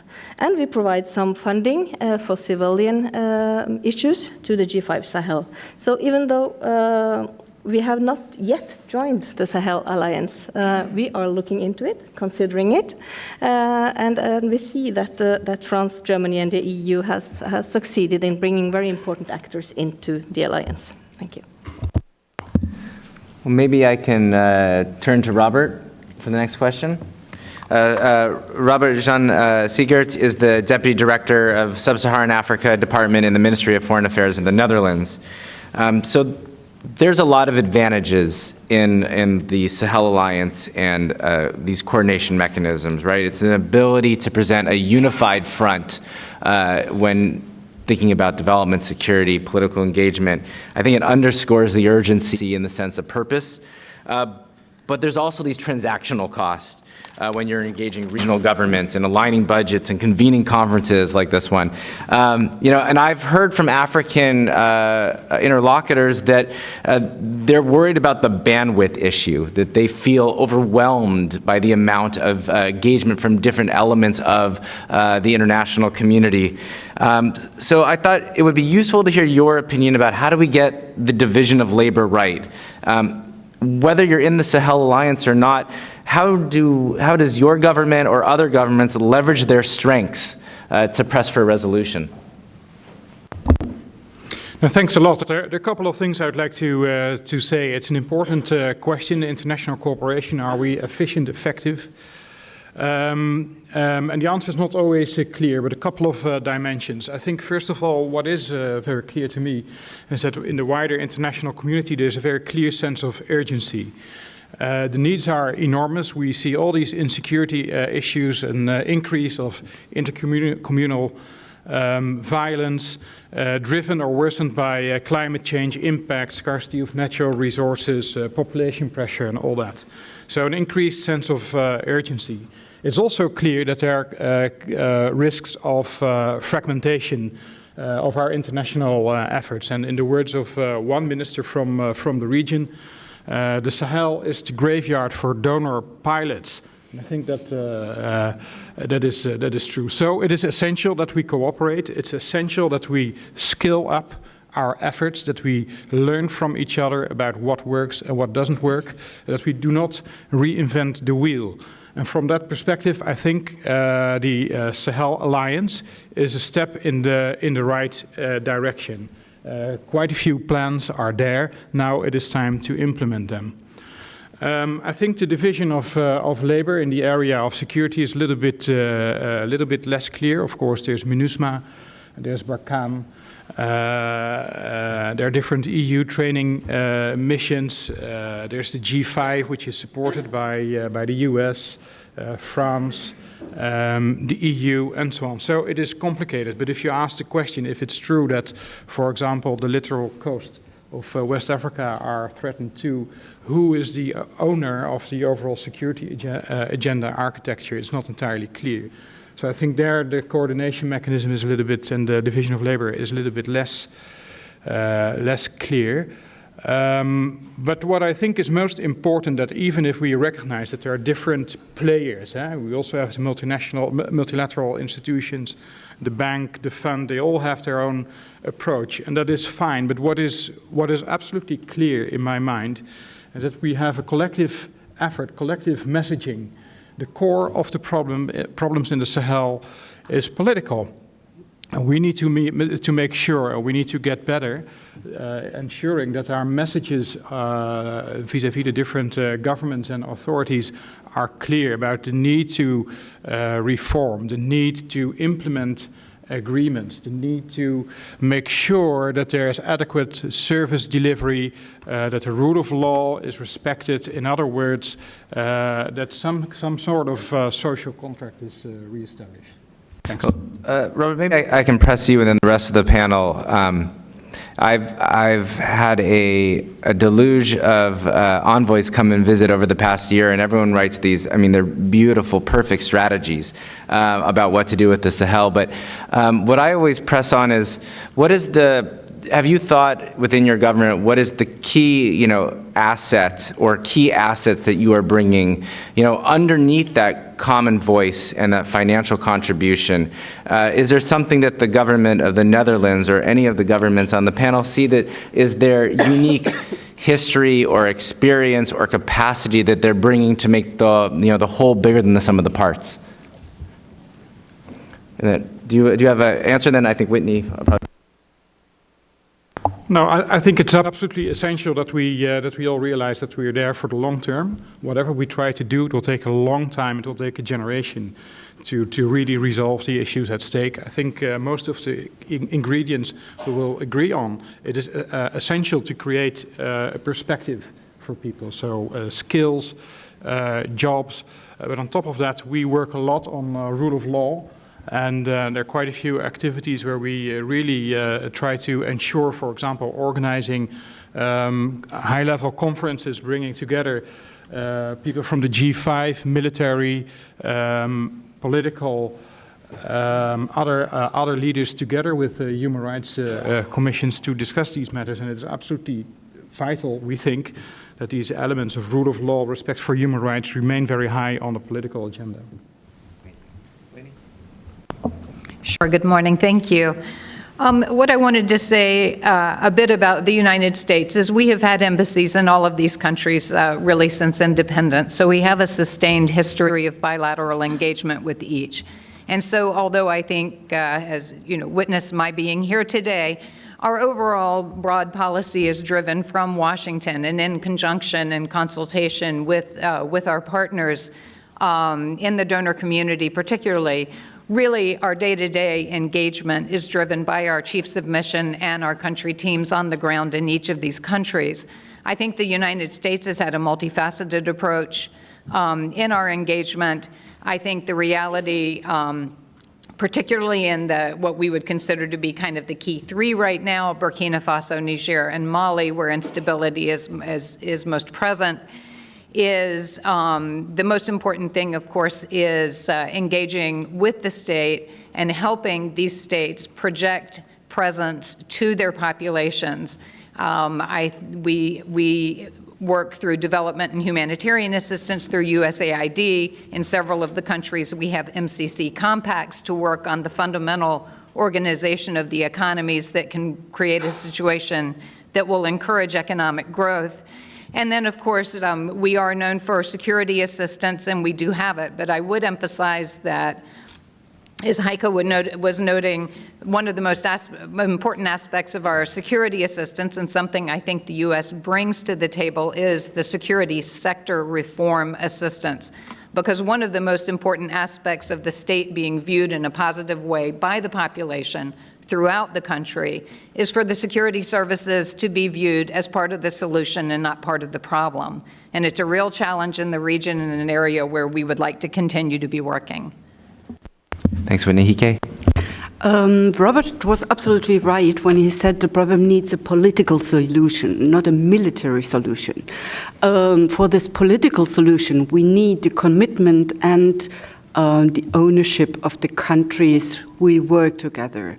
With all the weaknesses we know for the state structures, their first commitment and their first ownership was the initiative to work together and not to see their own national problem, but the problem and the challenges the region has. And we should not forget Chad, which is at the far end of this region and even concerned by other terrorist attacks from the other side in the Lake Chad basin. That means we do not treat only one problem, we do need to treat two in the region, which is a big bow between the Sahel and the Lake Chad countries. It is right that it is a long-term solution needed. We talk about food security, by climate change, and of course by demographic growth, which is well known for the region for decades. What is the success story of the Sahel Alliance is that we share analysis. We share analysis not only between partners, but we share analysis between the countries concerned and us. And we have the same interest to beat non-democratics. And we want all of us improve effectiveness and efficiency. It is not a question of more and more money. It is a question of a better system and of a more targeted system. Thank you. Let me make sure Ambassador Antonio Torres and then Enrique Mora, you have an opportunity to answer this question. Thank you, Jude, and thank you to CSIS for inviting me. I would like, first of all, to pay respect to the victims of 9/11, to whom we keep in our memories. And in this sense, Spain shares the grief with the United States, as we've been also attacked by terrorism very seriously. Concerning the Sahel, I must say that the Sahel is a priority region for Spain due to our geographic situation. The distance between Morocco and Spain is 10 kilometers across the Strait of Gibraltar. So any kind of instability in the area will affect undoubtedly not only the Maghreb, but also Spain and the rest of Sub-Saharan Africa. For example, there are already signs, very worrying signs of instability starting in countries such as Ghana or Benin. So the Sahel, it's becoming really a conundrum of all the problems and crises in the area. As in the case of my colleagues, Spain has a multifaceted approach. We help in development aid. We take part in the Sahel Alliance. We chair the Agriculture and Nutrition panel. And we contribute also to the security efforts and initiatives, both in the framework of the EU UTM, the EU training mission of the Malian armed forces, but also with, as in the case of Norway, with transport planes, supporting Barkhane, MINUSMA, and the G5 Sahel joint military force. As far as development aid is concerned, we have cooperation. We've had bilateral programs with Mauritania, Niger, and Mali, and we are contributing to the new priority investment program of the G5 Sahel with 85 million euros, which is quite a lot for a country like Spain, which has suffered a very serious economic crisis in the recent years. So, as my colleagues have said previously, this is a long-term engagement, and we won't have fast and quick solutions. The instability will continue in the following years, and we'll have to remain engaged. It's the only way of beating terrorists and beating all those that want to upset the situation in the region. Thank you. I'll have you answer that, and then I'll come back to you for the next question. Thank you. I think there are quite a lot of similarities between the way we work from the international community.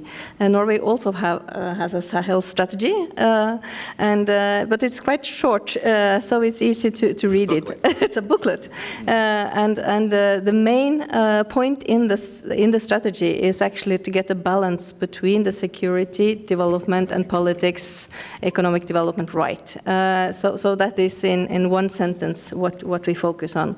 Like I said, we have not been present in Mali or in the other Sahel countries for a long time, but we have had a bilateral development program with Mali since the early 80s, and we have cooperated through Norwegian NGOs that have good partners in Mali, and also in parts of Mali that are difficult to reach. And we have also now started a bilateral development program with Niger, so that is a newer one, but it makes the Norwegian footprint a bit bigger. We also have Norwegian institutions that have been cooperating with those countries or institutions in those countries for many years on climate change, on food security, on women's rights, issues like that. So there are things that we continue building on that has started quite a few years back. Thank you. Well, I'm going to introduce you now since I let you talk first, but Rigmor Elaine Coty is the Deputy Director and the Section for the Horn of Africa and West Africa in the Norwegian Ministry of Foreign Affairs. And I'm going to take this opportunity to connect our conversation in panel 1 to panel 2. And we talked a lot in panel 1 and panel 2 about the incentives, the political incentives and disincentives that is preventing a lasting peace in the Sahel. Norway's had a very long history in supporting negotiations, often in multilateral settings. So I think that your government is a particularly good place to talk about how do we smartly combine all the efforts of the governments, both on this panel, but our African partners, our Arab partners, other European partners, to change the calculus of the Sahelian actors. I think the panel this morning pointed out quite effectively that certain governments don't feel the internal pressure, at least right now, to do more for the people. And how do we change that? Thank you so much. And that is a big question. And I'm not sure that Norway has the answer to it, but I can try. at least give some insights to our lessons learned from different negotiations and different peace processes. And let me first of all say that Norway did not have a role in the process bringing the parties together under the Algiers Agreement So we have not been an important partner for the Malian peace agreement this time. But we have 25 years of peace diplomacy in Norway, so we have some lessons that we can share. And one obvious one, of course, is that peace never comes easily, and that it takes a lot of time. And what is also important in the Sahelian context is, of course, that the conflicts have become much more complex than they used to be. The Norwegian engagement for peace diplomacy has been motivated by the wish to save lives, to relieve human suffering and ensure human dignity. We have seen peace diplomacy as a political priority. And today there are 7 principles that guide Norway's engagement, and I'll just quickly mention them. First, we have a willingness to talk with all kinds of actors. Second, we need to build trust. Norway can be impartial, but not neutral. Norway's engagement is built on principles of democracy and international standards. Third, patience and willingness to engage over time. It has been mentioned by everybody, I think, the need to have patience and to spend quite a lot of time on negotiations. Fourth, we accept the possibility of failure. There is a big risk to peace negotiations, and we are willing to take that risk. Fifth, the parties themselves own the conflict and the process. That has also been mentioned earlier, and I think it is a very, very important point. Sixth, discretion. In peace diplomacy, often discreet diplomacy is better than negotiations conducted in the public eye. Seventh, Norway's engagement does not end when a peace agreement is signed. We must all work to create a sustainable peace. Has also been said by others here.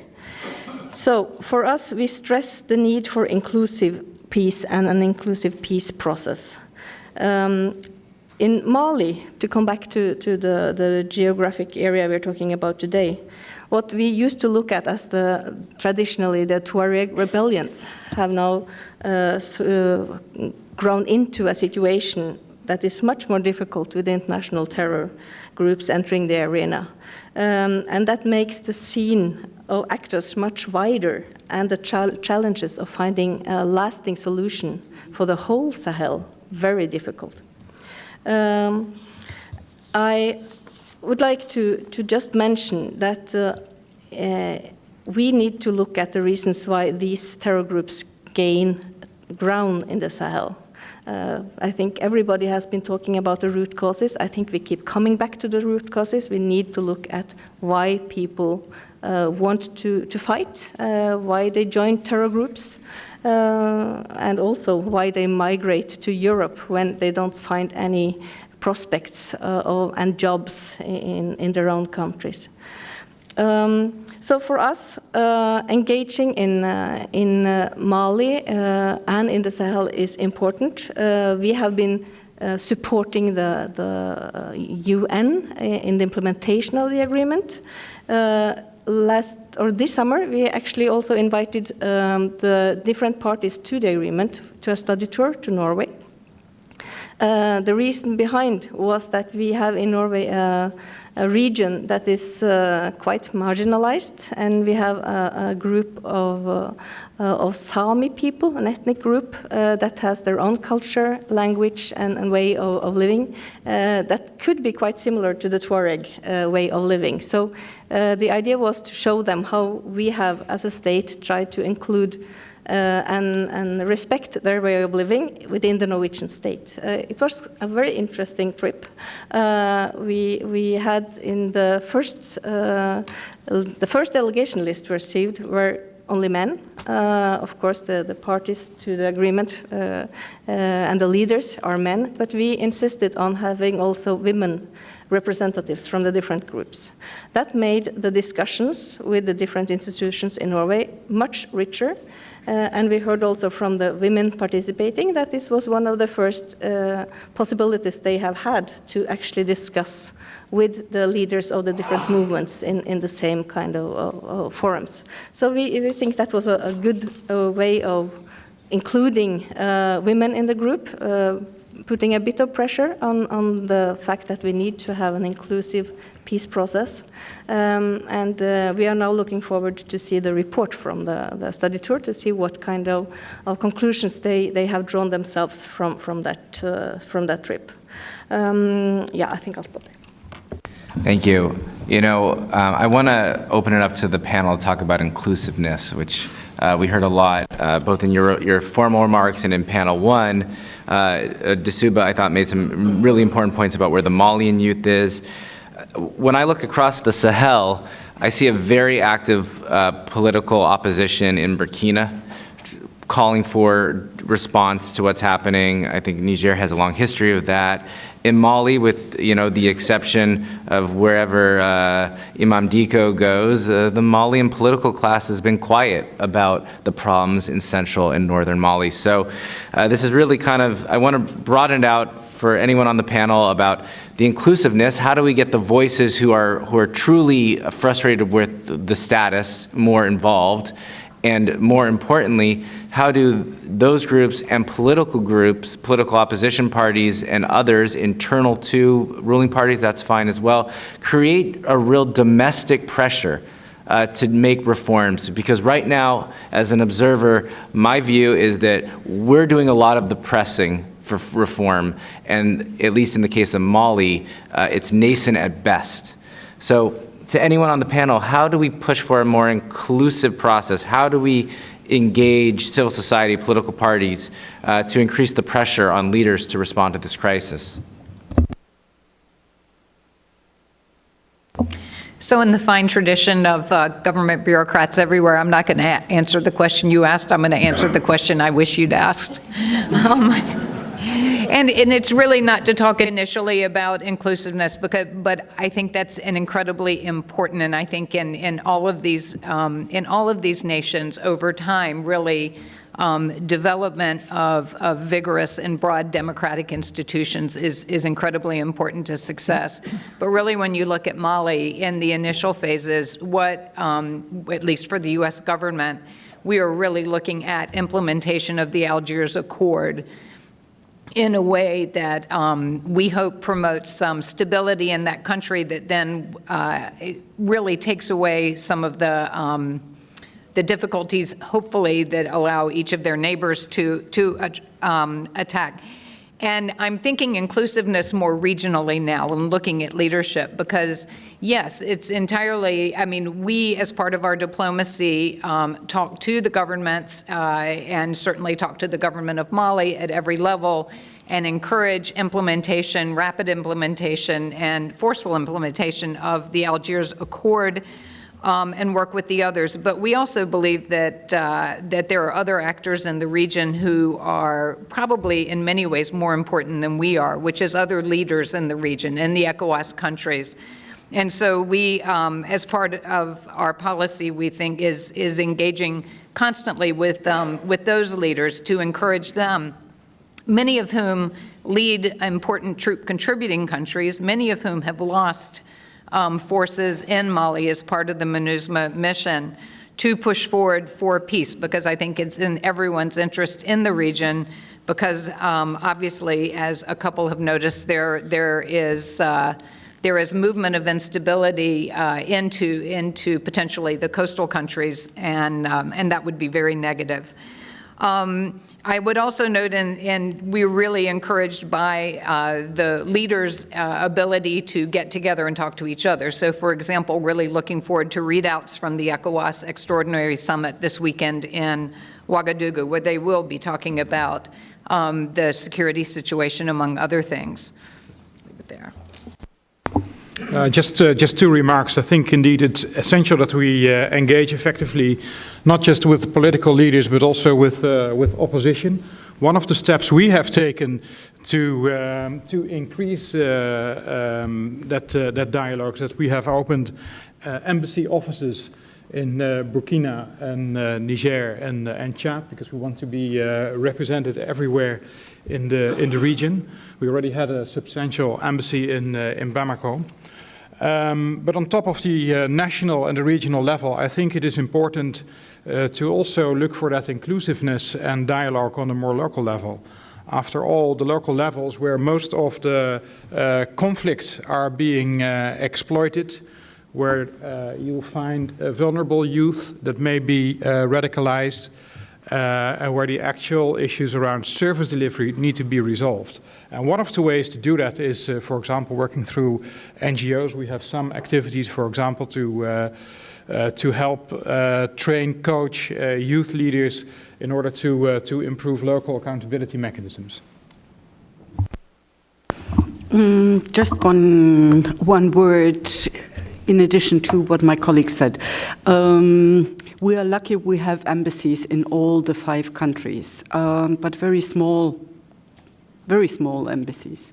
But fortunately, there you can have contacts not only to the government, but to civil society, to the opposition in the parliament.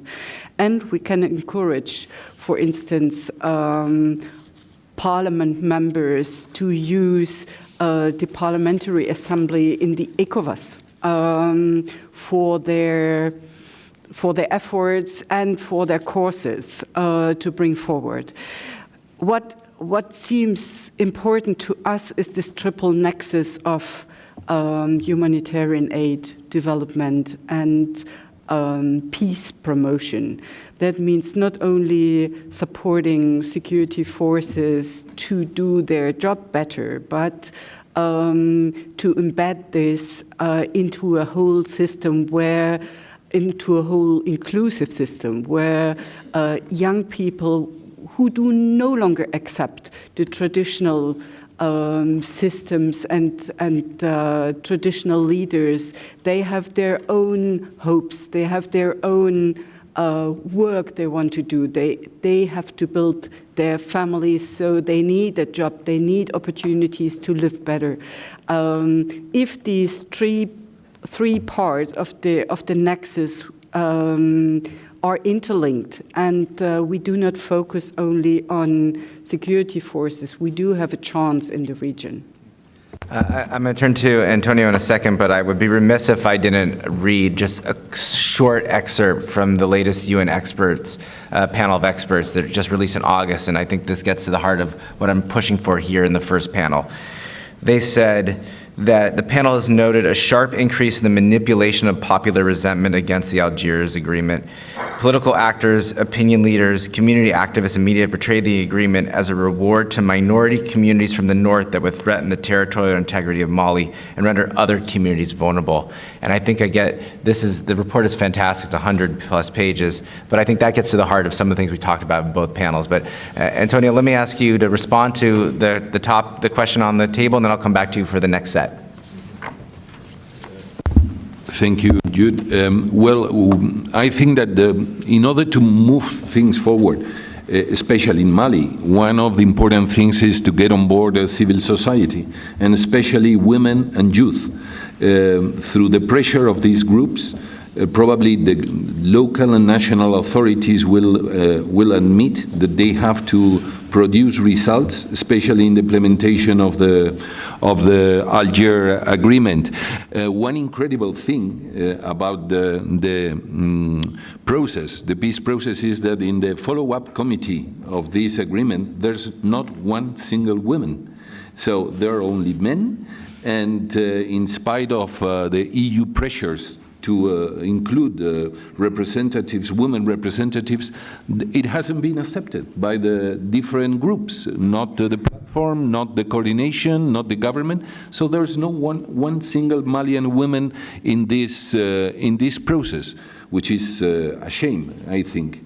On the other hand, I must say that on a bilateral basis, we've been promoting and supporting the role of women in the Sahel, and especially in the framework of the G5 Sahel. We supported this process, and thankfully, in the last meeting in Niamey last year, this platform was created, and it was accepted by the G5 Sahel, so it's one of the organs, the official organs of the group now. So I think that these kind of initiatives could really contribute to the progress of the situation in the Sahel. Thanks. Excellent. So now let me formally introduce you. This was a bit awkward. Next time I will do that in the beginning. But Ambassador Antonio Torres Dulce, you're the Special Ambassador for the Sahel for the Spanish Ministry of Foreign Affairs. And the question that I want to ask you is about sanctions. So the UN extended its sanction regime in Mali to target those who delay the implementation of the 2015 peace agreement. The UNC members indicated that the sanctions have contributed and changed the behavior of a number of individuals. I thought you could start us off to talk about the efficacy of sanctions, and do we need to think about carrots as well as sticks? To begin with, you know that this sanctions regime was introduced by the Security Council by its resolution 2374 in 2017. Basically, it consists on a travel ban and an asset freeze of the persons which hinder the peace process in Mali or take any kind of action against its implementation. The incredible thing is that in the list of individuals to be sanctioned, there are only 3 people, which it's a miracle. With everything what's going on in Mali, only 3 persons are really subject to this kind of punishment in spite of the situation, the dire situation of the peace process. So I think that a lot of reflection must be taken within the sanctions committee of this regime, because I think that there's something which is not being done properly. As far as incentives is concerned, well, I think that even the fact of not including people in the list of these sanctions is already an incentive. So I think that we should try to increase the list, to enlarge it, and then perhaps this would be more a stick than a carrot. Because if we are not honest with ourselves, we do not admit that there are many other actors, that they are hindering the process, we will not improve, we will not advance at all. So I think that I would prefer more sticks in this case and less carrots. I think that the international community has already offered a lot of support, a lot of carrots for the process. As I said before, it seems that many of the actors in Mali are more interested in the process than in the outcome of the process. And without a little bit of positive incentives in the sense of deterrence, in the sense that if you don't want to get to appear in this list and be subject to this kind of very mild sanctions on the other hand, you probably will be on the papers in the United Nations. I hope in the near future we can have a larger conversation about the efficacy of sanctions, but we'll have to save that for another day. What I do want to open up to the rest of the panel is building on Antonio's points about what are the next steps. How do we think about sanctions and carrots going forward?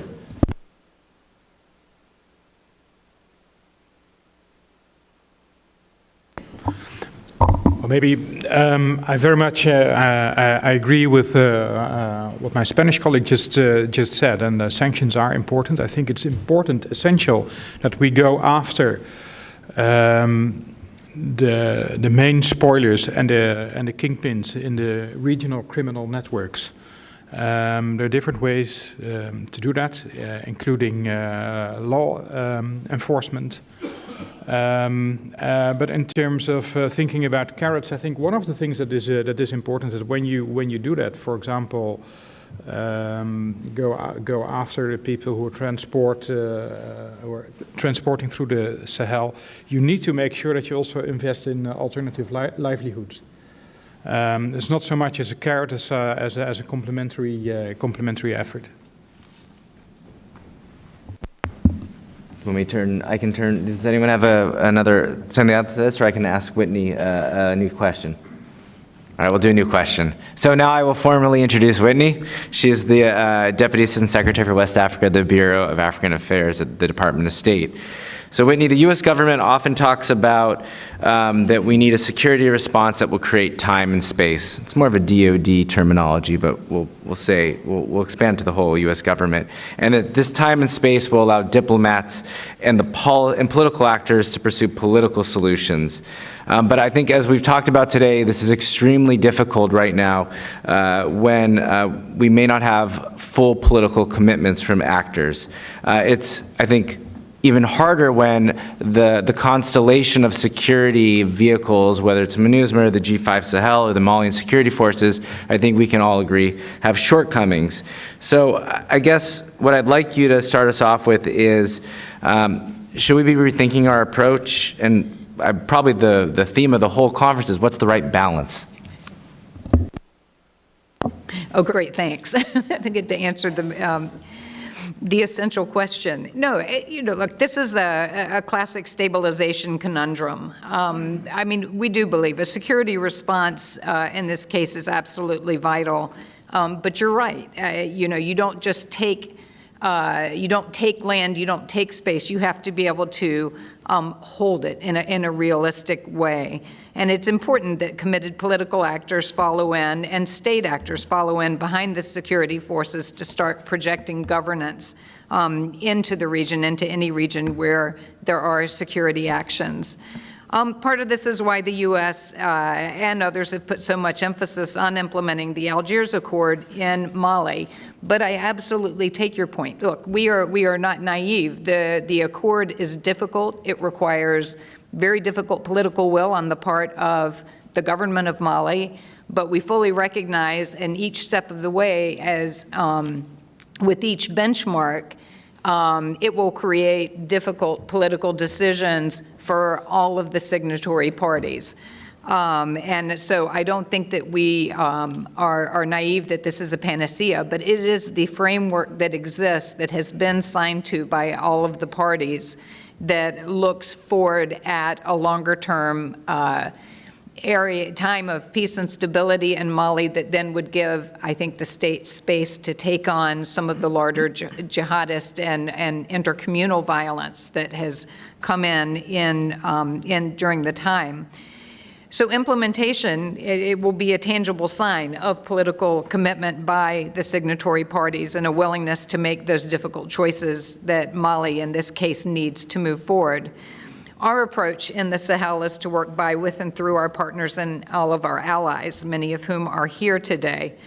Our interventions in the security sector, in the development field, and diplomatically are geared to enable these partners to address the problems on their own. They're not there yet and will likely need our assistance for many years, but that's our long-term goal.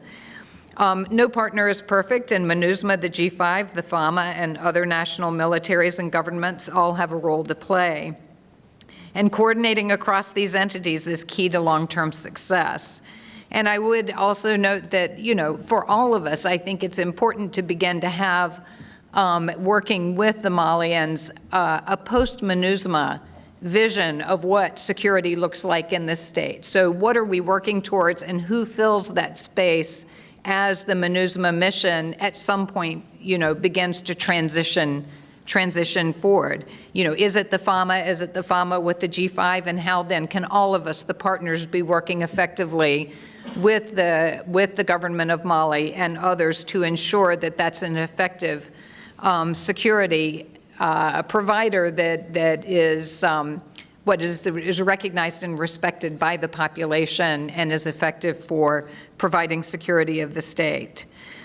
We think the G5 Sahel is on the right track. It's an African organization. It's created by the countries to embody a holistic approach to security, looking specifically at security, but also with a strong development component.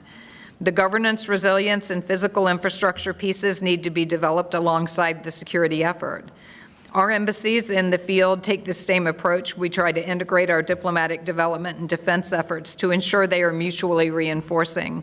And ultimately, a peaceful, stable Sahel will depend on the political commitment of all of the countries involved. Thanks. Thank you, Whitney. Okay, last round robin before we go to questions. And I'd like to hear for those on the panel who have thoughts about the security response.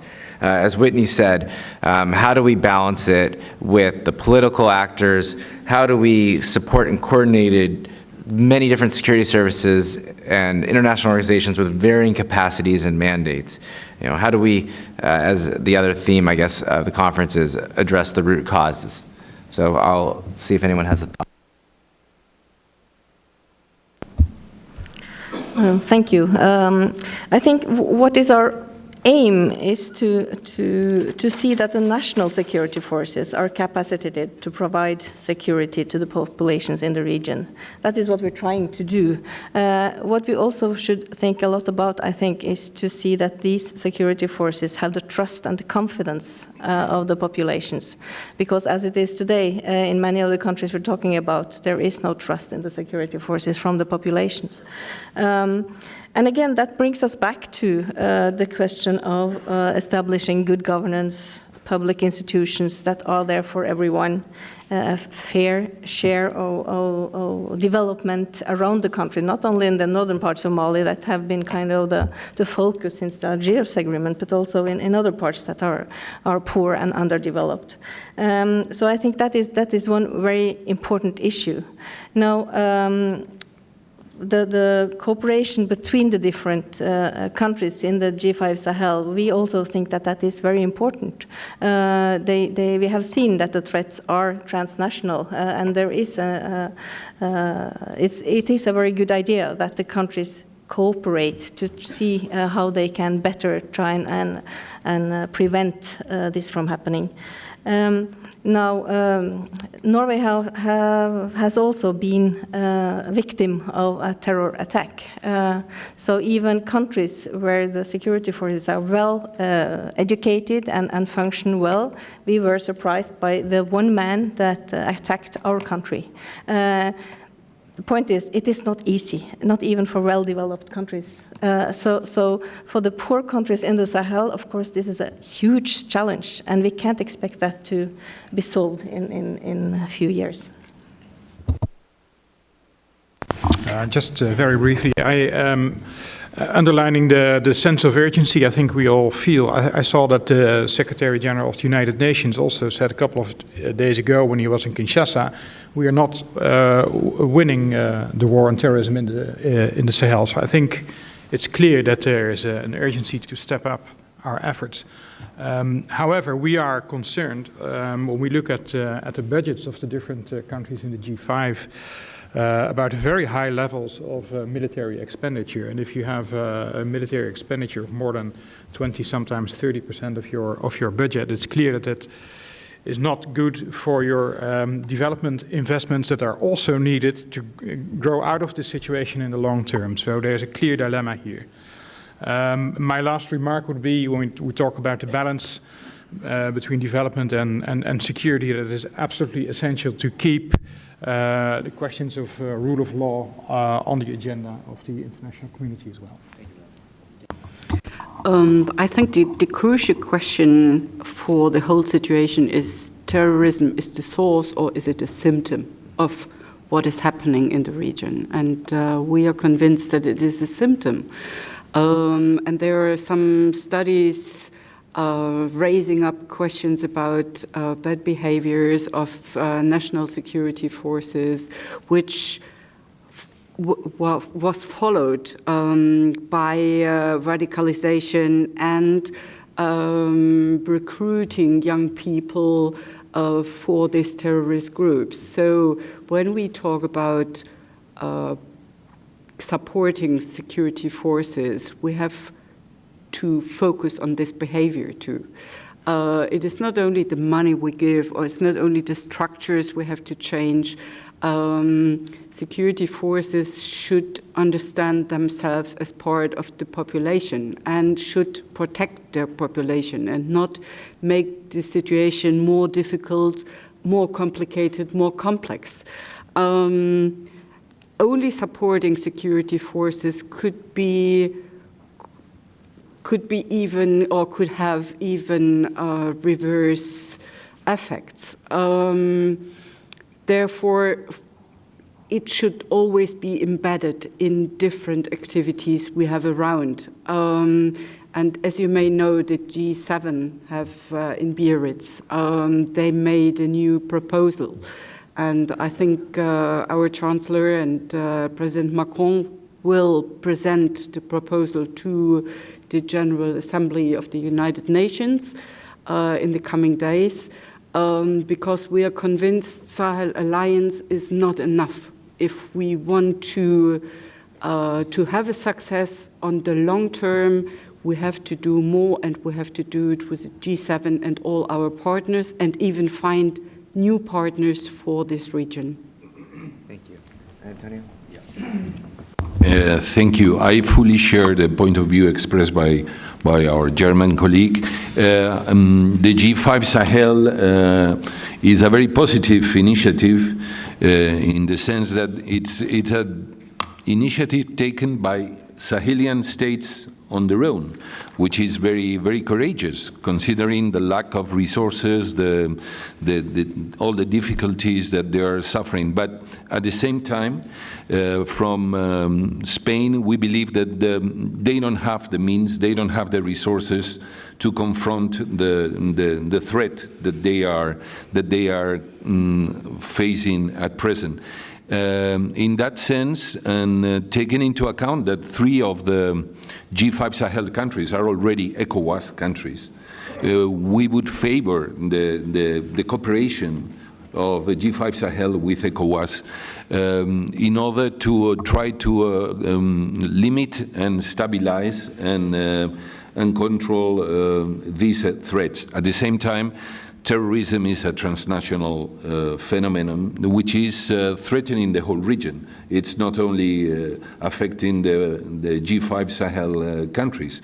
And it's risking to spill over all around the region. So I think it's in the best interest of not only the Sahelian countries, but also of the West African countries, that there's a stronger cooperation between them and ECOWAS in that sense.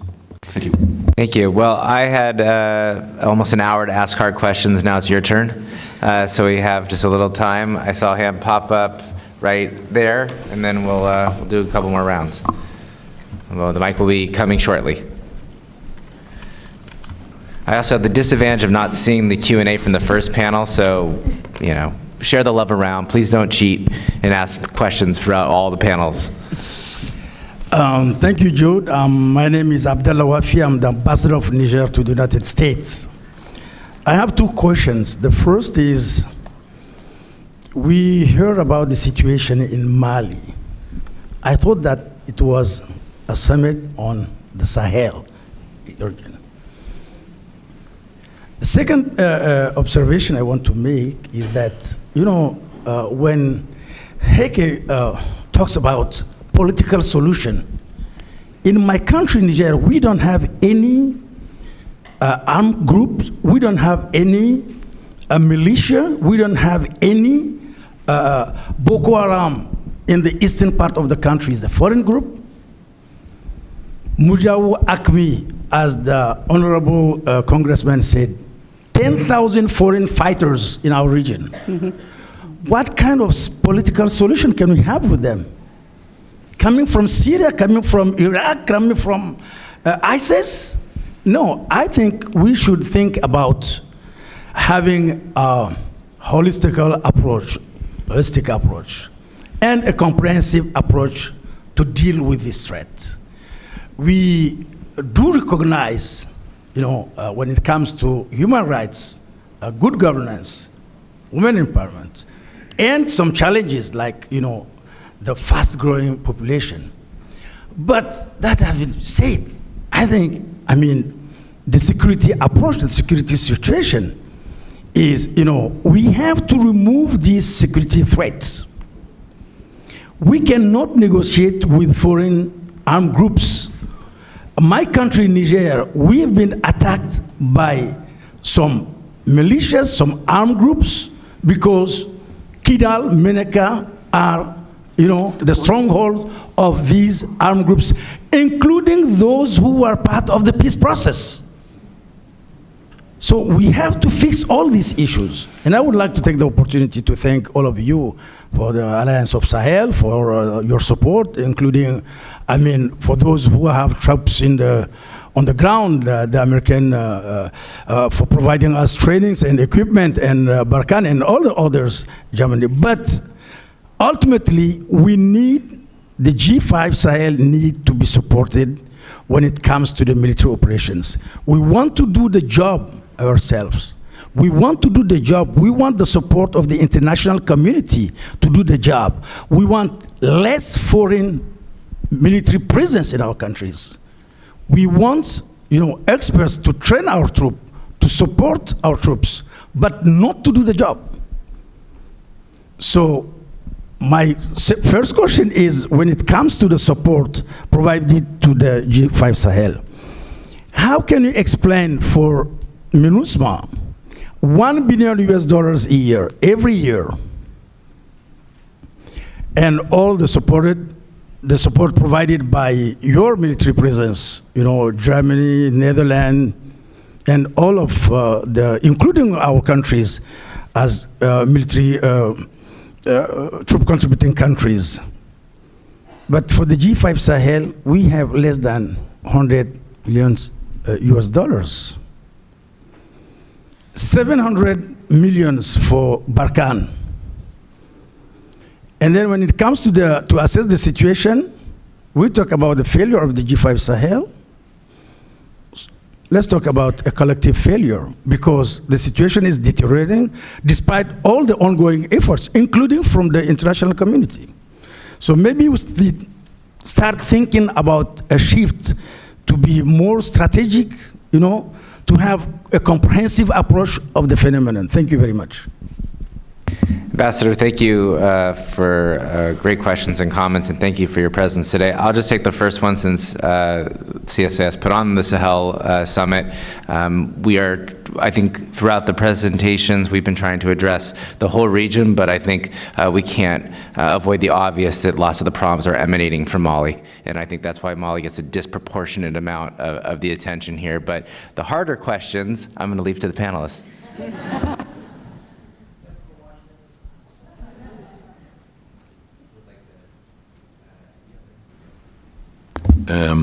I would like to react to the ambassador's intervention. I've been to your country, to Niamey, several times, and I think that you are doing an excellent job in both fighting terrorism and helping your population to develop and to create jobs, which is, in the end, I think one of the center parts of this fight against terrorism. If there are no opportunities for young people, well, they will be tempted to join the terrorist groups. So I think we have to work in both sides, both the security and the development aid.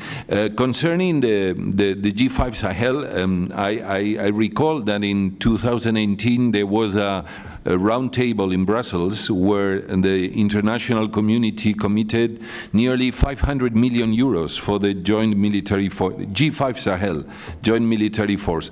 It's true that the money is dripping slowly, and it's coming to the joint military force through equipment, new equipment, which is being provided to the different countries. So, I mean, something is being done. You are not being abandoned. At the same time, I know that you are uncomfortable with the cooperation from foreign nations, but the problem is that the situation affects the whole region. It's not only Niger, it's not Mali, it's not Mauritania. It's the whole region, and with a very serious risk of spillover both to the north and both to the south. So we are working side by side with you, but also in our own interest, because I tell you, Spain is in the first line in the South Mediterranean, so we are really scared about the situation.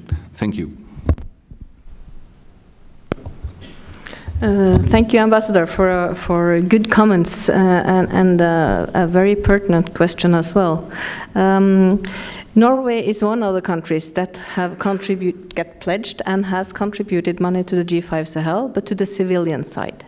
That is always our solution when it comes to regional forces that do not have a UN mandate.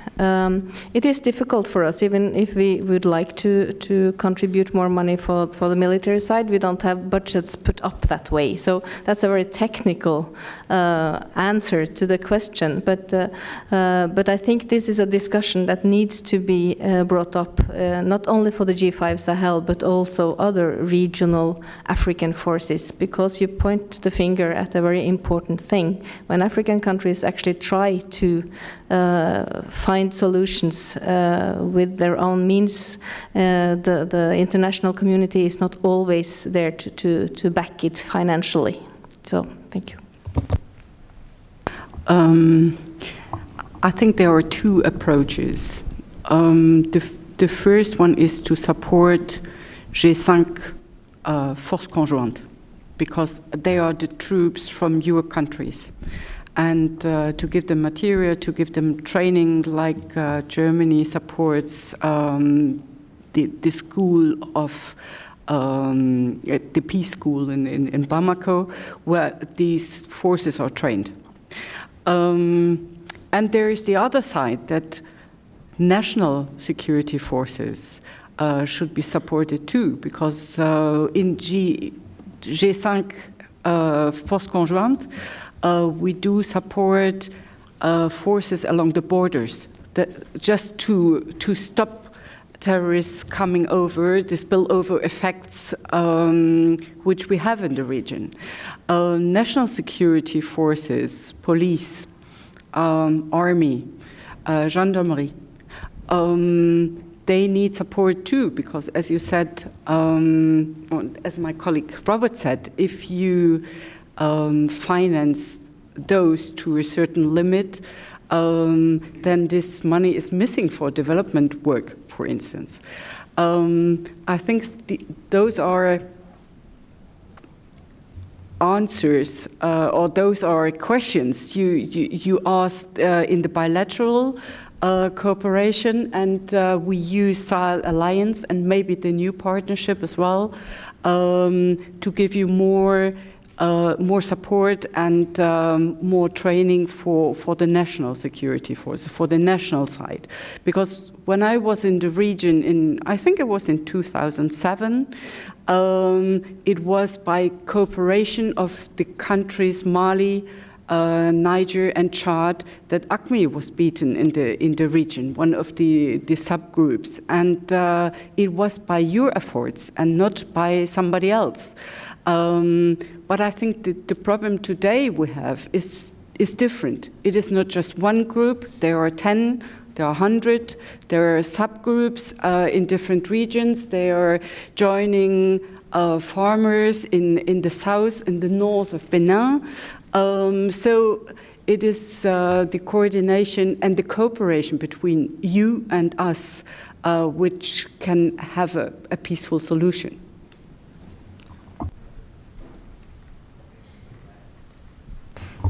We appreciate your remarks and really the efforts of the government of Niger. Much was already said. It's important, of course, that the international community really helps the G5 to be as operational and as effective as possible.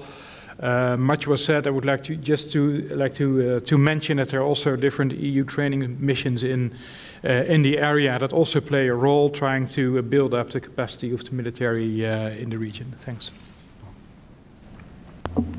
Sure, Mr. Ambassador. I think what we would say is we can only really commend the government of Niger's commitment to security of its population. You're facing challenges on two fronts from Boko Haram and ISIS West Africa and the Lake Chad region near Difa, as well as direct threats from the tri-border region and Tillaberi, and yes, we do not forget certain levels of instability in Libya to your north. I think for the United States, our perspective is we have worked generally bilaterally. We have tried to provide the security assistance to each of the G5 Sahel members to ensure that each of them then determines what its needs are, working with us, and then is prepared to take those that additional capacity and put it towards the joint force. And we hope we can continue to do that going forward. Thanks, Whitney. We probably privilege this part of the room more often. So do we have a question on this side? Yes, please go ahead. Hi, Marilyn Shapley with Catholic Relief Services, and really appreciate the comments and the dialogue today. I was hoping to hear more about Benin and Togo and this threat expanding to the coastal West African states. Early warning systems are oftentimes in effect, but it's hard to heed the warning when we already have so many crises. So are there things that the coastal states and civil society in those states should be thinking about now and doing now? And are your countries supporting that bilaterally or multilaterally? Thank you. I think just to be mindful of time, maybe I'll take just 2 or 3 more questions. So I want to take one from this side of the room. Yes, sir. And then we'll do one more from the middle, and then I think then we can wrap up all the questions. Sir. My name is Mathieu Béré. I worked in Burkina Faso with USAID as a peace and governance specialist managing CVE projects. And now I am back here in the US for a doctoral program at George Mason University. There has been much talk about coordination of donors and collaboration with local partners. This is something that we have been talking much about whenever we meet as partners and representative of donors back in the field. And for instance, in Burkina Faso, there has been a framework that has been established called sectorial dialogue frameworks, through which donors come together. They share experiences, they share updates about their activities in different regions of the country, and they meet with local government ministries to see what to do after that, next steps. But the key problem has been putting together resources. Violent extremism has important structural drivers that cannot be dealt with in the framework of 1 to 5 years projects. And in 1 and 5 years, you cannot resolve the problem of unemployment and poverty in the country. You need more time.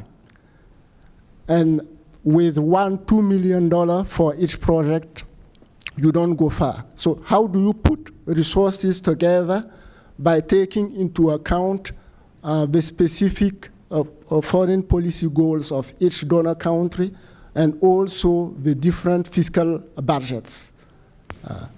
Thank you so much. And then we'll do one more question up here in the front.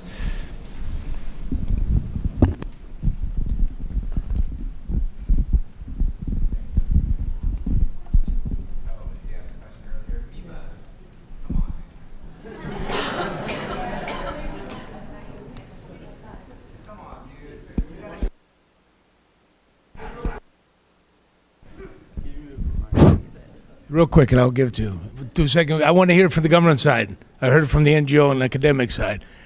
The perennial question, stability and peace first, to get investment, economic development, or vice versa? I still am not hearing from this side either. What do we need to do to really incentivize investors to come in? It's a reward-return ratio. Help me with the ratio. Thank you. All right, and then we're doing a fourth question because Mima cheated.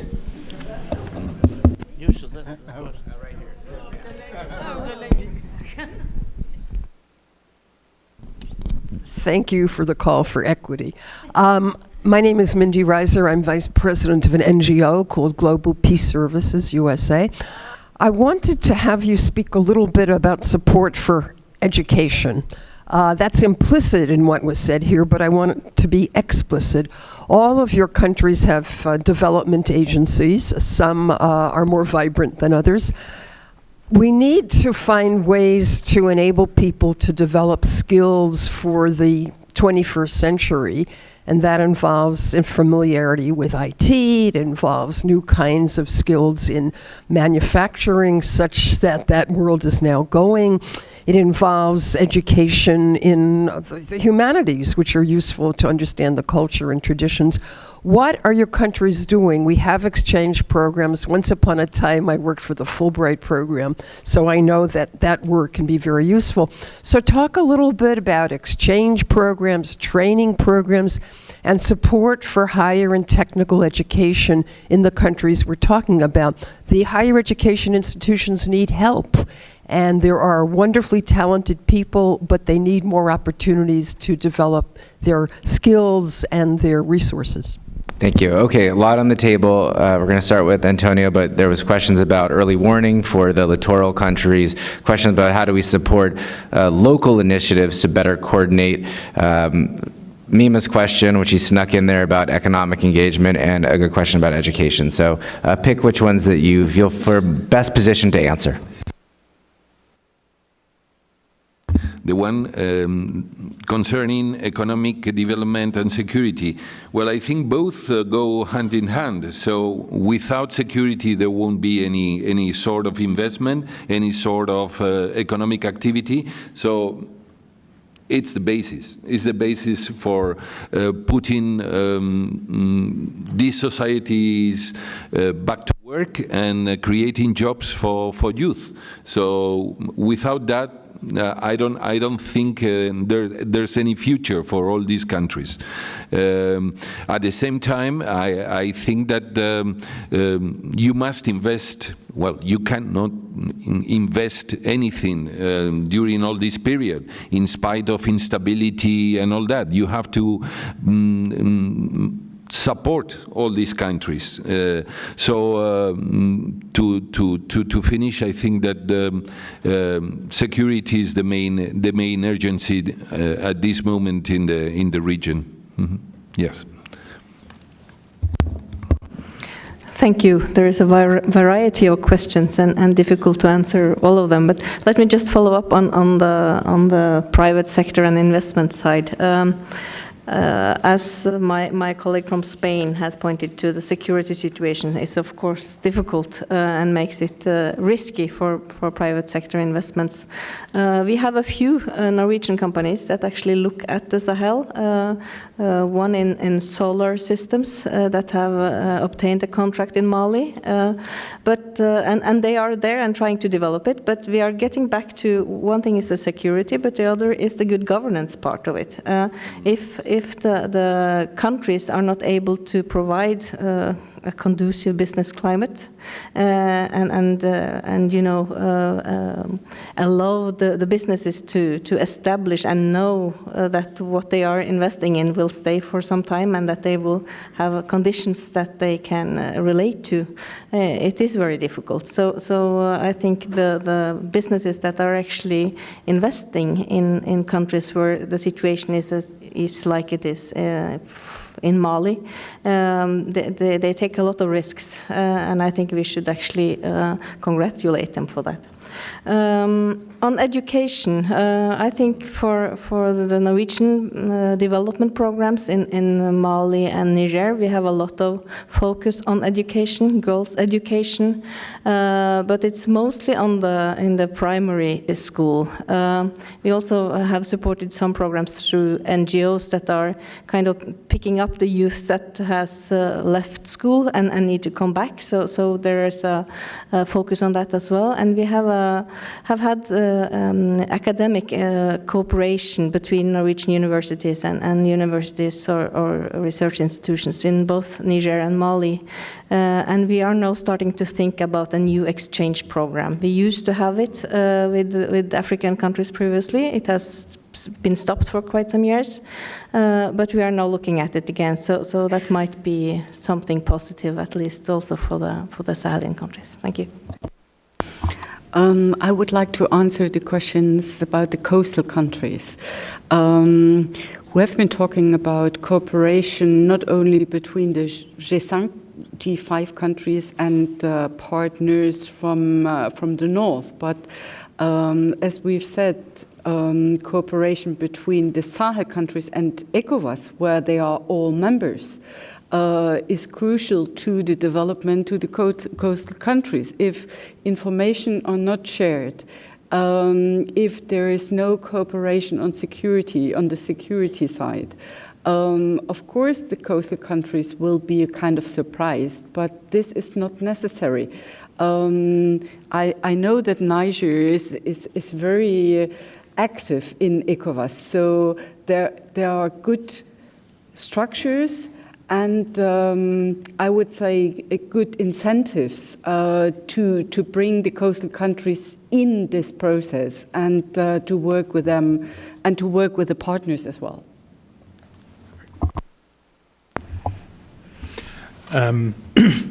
How to work on getting more foreign investment into the Sahel, it's really a tough one.